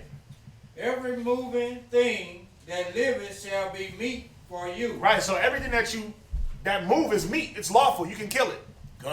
It's not murder. It's not against the law. It's for us to eat. Go ahead. Even as the green herb, right, have I given you all things. Right. Go ahead. But flesh with the life thereof, which is the blood right, thereof, shall you not eat. Right. So you're not supposed to eat your meats with blood in it. Raw meat. Right. You eating meat. I want it still mooing. As Esau be asking, I want it still. Give me a light sear. Give me a light sear. It's like flip it. It's like, wait a minute, that barely even got a sear. But that's how they asked for it. They wanted rare, medium rare. When I first heard that surprised the heck out of me. Remember when you watched The Matrix and old boy is eating the steak and he's like, ignorance is bliss, and he cut into that steak looked like my apocrypha. That steak was so red, I was like, dang, like, dude, you can still see the thing chewing. It's still chewing the cud. But that's how some people eat it. But the scriptures is letting us know that that's unlawful. Now, they knew that from the time of Genesis with Noah, because they had the law. Nah, when you go to these expensive steakhouses too, like, they look at you weird. Like, if you say well done, I step a menu. It says, so it says medium, pink throughout. Medium well, a trace of pink. Well, and it says you're on your own. Yeah. And I was like, well, I'm on my own. I'm on my own. Yeah, and that's the thing. Like, there's a burger spot that I like to go to. It's called Hop Dottie. And if you don't, she hates on Hop Dottie. But if you don't tell them to cook it well done, they'll automatically give you a medium rare burger. Medium rare? Yeah, they'll give you a medium. They'll give you not like medium well. Medium rare. Medium rare. They'll give you medium rare bison. They'll give you medium rare cow. Like if you don't tell them well done, they'll give you this meat a certain type of way. So you got to tell them. Even when you go to these steakhouses, if you don't tell them like, yo, well done, they're gonna bring that steak oozing. It's gonna be oozing blood, germs, disease, bacteria. Because you know the cows.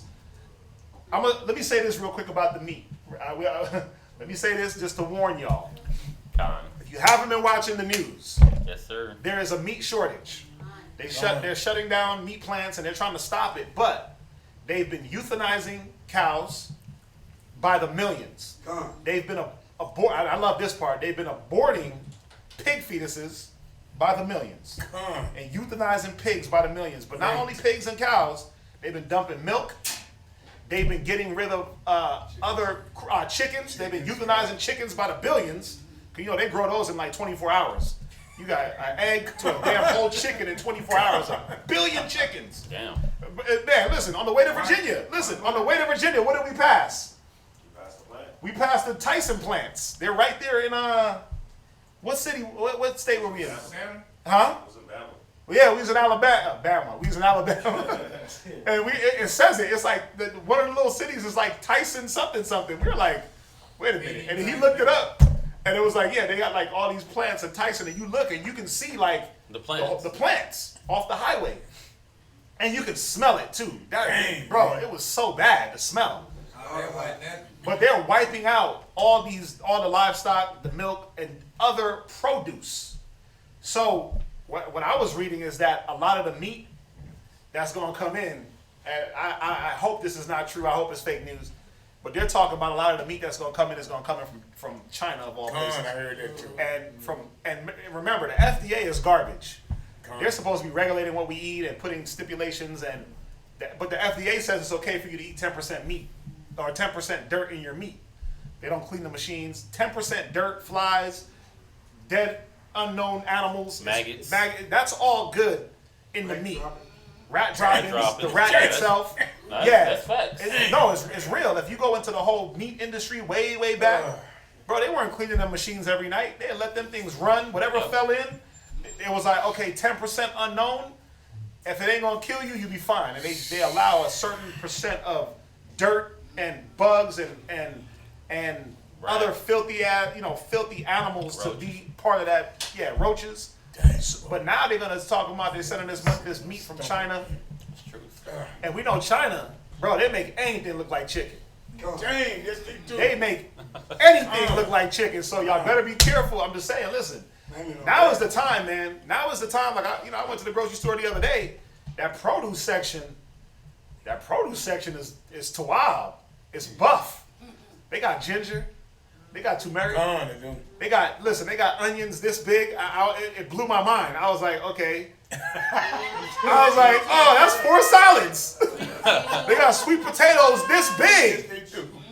Listen, they got ginger, like 1 root, like this big. I mean, obviously, that's GMO. But the point that I'm making is, got the grapes that 2 men got to carry. Listen, I went and got me a watermelon.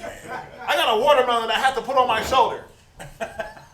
And it was wild because I'm used to getting like watermelons with obviously no seeds. Bam, this watermelon yesterday. Seeds popping. I was like, oh, I thought I was in the heavens. Bruh, I started chopping that watermelon. Who came through? Ricardo came through with his rib. Y'all want some melon? She was eating watermelon, the kids, everybody. So all I'm saying is, listen, get you $100. Go to that produce aisle. Skip the meat. You don't have to have meat every single damn meal. You wake up, sausage, eggs, turkey bacon, beef bacon, milk, right? You lunch, turkey sandwich, right? My bologna has a first name sandwich, meat. Then you dinner, heavy ass steak. You can't sleep at night. You sweating. You're wondering why you can't sleep. The meat, now the Most High, bro, that pork is about to be off the shelves. The #1 pork distributor in the U.S. shut down, along with a few other plants. So it's good. You ain't got to really trip on the pork being there and all that. But now is the time where you can just ease up a little bit. Remember, I'm not saying don't eat meat. I'm just saying ease up and be careful, because if the meat ain't coming from the U.S., where is it going to be coming from? And remember, we went through the class of how long meat sits on a shelf. So if it's coming from China, right? That Wuhan meat. That Wuhan meat, right? That exotic wet market meat. Ooh. It's coming with all types of bacterium. You got to be careful, man. You got to know what you're putting. And obviously, we can't, not to be over righteous and all that. You're not gonna know exactly, and there's always things that we eat and drink. No matter, this whole little juice smoothie, it tastes Tawab, but they put in pesticides and all that. You're never gonna beat the system. As long as they control it, they're always gonna put something in there for us to fall. But try your best. Try your best to, again, discipline away from the meat, discipline away from the sugars, discipline away from the bad foods. Now is the time. If there was any excuse to not eat meat, now is the time. They killing everything. I wonder where they're putting it. I'm like, if you euthanize a billion pig babies, they're like aborting pigs. They're giving them forced abortions. They're injecting them and making them have baby spillage. I'm like, where do you put pig fetus? They're going to find something to do with it. Feed it back to them? They're going to feed it back to them, feed it to something, use it as fertilizer. Stem cell research, I don't know, but we just got to be careful. Yeah.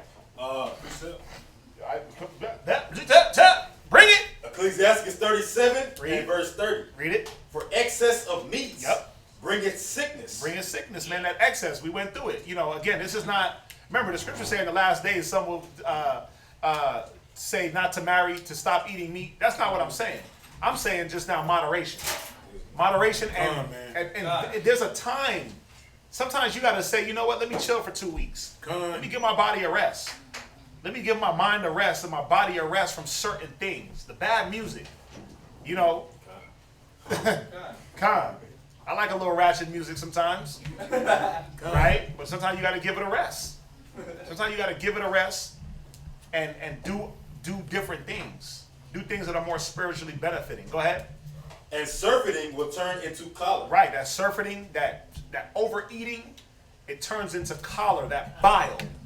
Right? You get the sweats at night, the meat sweats. You'll know if you're eating too much meat. If you're not sleeping well, you got sleep apnea, you dying in your sleep, short of breath, slow it down a little bit. You know, but again, oh, you got something? I'll tell my brother step to that way just a little bit. Oh, who that? Ronnie? Ronnie been eating that meat? Oh, rib. Yeah, you gotta, I mean, listen, as we get older, man, our bodies can't handle what it used to handle. I remember back in my day, when I was in a teenage state of mind, when I was a teenager, I go to Burger King, get a damn double Whopper with a fish sandwich, a milkshake, large onion ring, big milkshake. I hit all that and then go play ball. Think about that.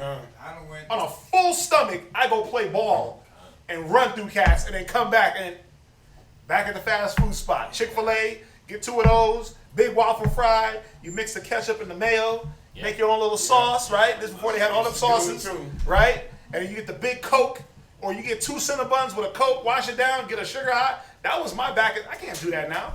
2 Cinnabons? Bruh, my legs will go numb. All that sugar will just take me. All them burgers. Y'all know me, man. I love a burger. There's not very many passions I have in life. Me and Lacquerade, we share the same sentiments when it comes to burgers, just not the same place. I need to make y'all Right? burgers. Just not the same place. I was about to say, he has a recipe for this burger. Oh, man. See, but I I'm just with save that. it. That's See, how much- I'm with that. Man. I like, but you can't give it to yourself all the time. You know. Oh, it's Whataburger and In-N-Out. You don't want to be there. Nah, you don't. I said you got to give me the. I went to Oh, McDonald's and got like 14 14 what? cheeseburgers. Oh, that. See, that's what I'm saying. Not now. Oh, that's a dude. Oh, yeah, that's back in the day. That's like the dude from Popeye. Yeah, back in the day. Yeah. Wimpy, he used to eat Yeah, all eat the all the cheese. burgers. Yeah. It's man, in Virginia. So I turned 30 last year. Reed, I did that, man. I ate 2 Cinnabons. this guy trying to act like he old. Go ahead. Thank you. I'm sitting up there looking at it. When I was a But you, kid, yeah. I was like, damn, I should have did that. Like, Yeah, that's what I'm when I saying. was a kid, like, if you asked me, like, when I was 17, I eat like 3 or 4 Cinnabons and I'd be good. Like Wow. seriously, I'll go like, who? That's back when I was in my 20s. Bruh, seriously, bro. Like, but it's real. It's like, 2 was my limit with a Coke, and I'll sit in the car like this. Literally like getting high off the sugar, like I'd have a sugar rush. But now as your body gets older and you know things start to not work as efficiently, you got to be careful what you eat, what you drink. Yes, sir. Even if you drink the right thing. Krispy Kreme, you said Krispy Kreme? Crystal burger. Oh, oh damn. White Castle. Captain Crunch guy. Yeah, see, all that cereal and stuff. Like I don't eat that stuff. I feel it when you start to feel certain things in your teeth. You eat a certain thing, you bite into it, and your teeth start to tingle. You like, oh, yeah, I can't eat that. You know, even when you do some of the good things for your body, you got to be careful because you'll shock your body. I drank this right here, this tart cherry juice, like 2 weeks ago. I drank a little bit too much of this. I was out of it for like 4 days. Yeah, it does something to your body. Right, because I've been cutting drinks in the morning. I've been cutting that ginger root. Oh yeah, Lime. yeah. Ooh, I've been cutting the Earl and all up in it. Mm-hmm. And then I throw some kale in and grind that thing up. talking my nice, language. bounce out night, bounce out the next morning. Warmed up there like a hot tea, hit it. Boy, I felt like a razor blade just cut Cut the your inside. that ginger. That ginger's a bitter herb. That ginger will cut through Yes. all that filth. But I feel good. But if you make it a regimen, now it's not a shock to the body. So that's all I'm saying. Let's jump back. Let's jump back. All right. Remember, we want to be light-winded here. Yes, sir. Leviticus chapter 17, verse 13. And whatsoever man that be of the children of Israel, Right. or of the stranger that sojourn among you, Right. which hunted and catcheth any beast of fire that may be eaten, he shall even pour out the blood thereof and cover it with dust. Right. For it is the life of all flesh. The blood of it is for the life thereof. And the life, think about it. That life, if that animal was diseased, that diseases start, they're carried through the body, through the blood. Why do you think when they hit you with these vaccinations, or they're trying to, your body has different defenses against disease. But when they go right to your blood, they surpass all the 150 defenses that your body naturally has. Like skin, hair, nose hairs, ear hairs, right? You surpass all that stuff. Mucus, right to the blood, and affect the blood. The blood is in the life. The life is in the blood. So when you're eating and drinking blood, you're drinking whatever disease, whatever filth is in that blood, man. Think about people. You ever see people that drink blood? I knew a lot of people that drank blood. When I used to work for Apple. They had like a I don't care policy when it came to hiring people. Dang, man. I used to deal with some people that was into some things, and you can like I sat there and talked to one Edomite, and he was telling me how literally he was like he was into that S&M, but he would be like torturing chicks. They liked it, and he was talking about he'd be drinking blood, and you can tell because his teeth were rotting away because that's what eating blood does. It deteriorates you. Blood drinkers aren't healthy. You drinking somebody else's life source, but his teeth. You could see the lack of minerals. It was stripping the minerals out of his teeth. This dude's enamel, but his teeth were literally rotting day by day. Dang. This dude was so pale. He looked like he was from Scotland. He looked like this paper. You know Sheamus, the wrestler? He looked like Sheamus. He looked like this damn paper, man. He was white as hell. Yeah, bro, because he was drinking blood. He was like draining people's blood and storing it and drinking it. I'm like, but then he had a certain smell that came over him. He smelled like metal. He smelled like that iron.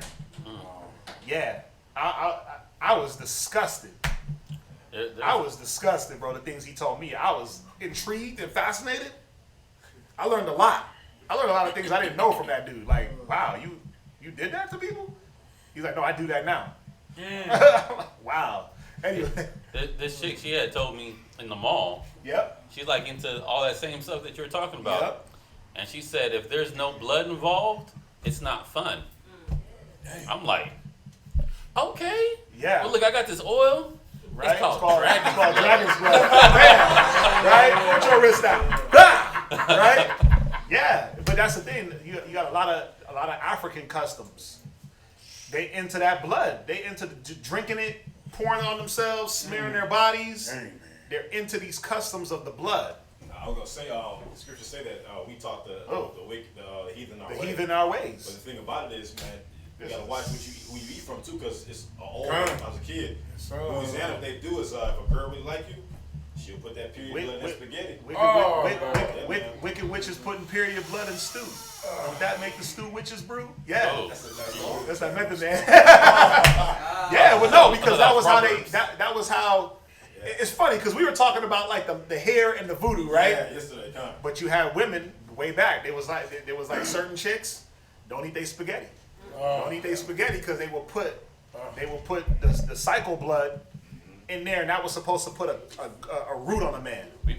I think that goes into right. That's that witches, that warlock, right? Yep. Don't let a lock of your hair. I seen a dude get arrested. He tried to buy a lock of Donald Trump's hair so he can do voodoo on Donald Trump. I'm like, what'd you arrest him for? Like, damn, let him do his thing. But you know what I'm saying? Let him do his thing. Like, let him get it. Let him. Let's just see if it works, right? Let's just see what'll happen. Could he like make a doll and like break a finger and then before we arrest him? But it just goes to show you that, think about it, they arrested a man for trying to do voodoo on Donald Trump with a lock of his hair. They know that stuff works. They know that voodoo, that blood, using the blood for the sacrifices on the wrong end, it worked for us. It kept the Most High, I don't want to say it kept the Most High at bay, but it kept the Most High from destroying us as a nation, right? So it did work for its purpose. You take it on the back end, we know Levi is into that. They cut off chicken heads, bow, spit the vodka on the blood and spitting vodka and blood everywhere and saying their prayers in Creole and all that stuff. We know that there's a negative side to it, right? So we got to be careful because yes, you do have women. They think that I'm gonna put the blood in the spaghetti, I'm gonna sprinkle it in the lasagna, in the stew, and he's gonna eat it, and then he's gonna be my boo forever. He just got hepatitis. He just got hepatitis from you because you're filthy. So we gotta, you gotta be careful. No, they're like, he'll always have a piece of me in him. Yeah. I got my stomach disco dancing, bro. Yeah, but it's real. It's real. It's real, man. That was the thing. I used to hear that in the 90s. Like, what? Yeah. What y'all talking about? Like, you young. You Yeah. like that. Like, I remember that. Yeah, I remember too. But yeah, you got women those brujas, those witches, they're on that type of level with the blood, and they know that there's a significance there. The life is in the blood. I was gonna say because people like my little sister, I told her to in class, right? Why y'all talking about blood or drinking blood? Well, people think it's very light.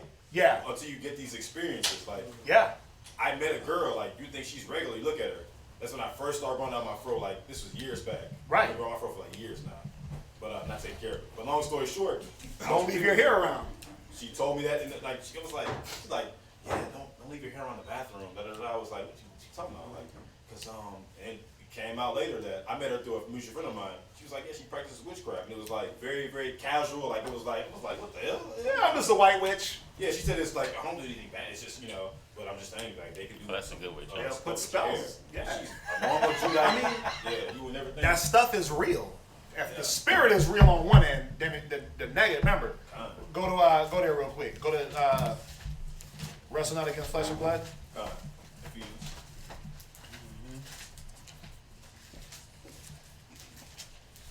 Get that for me.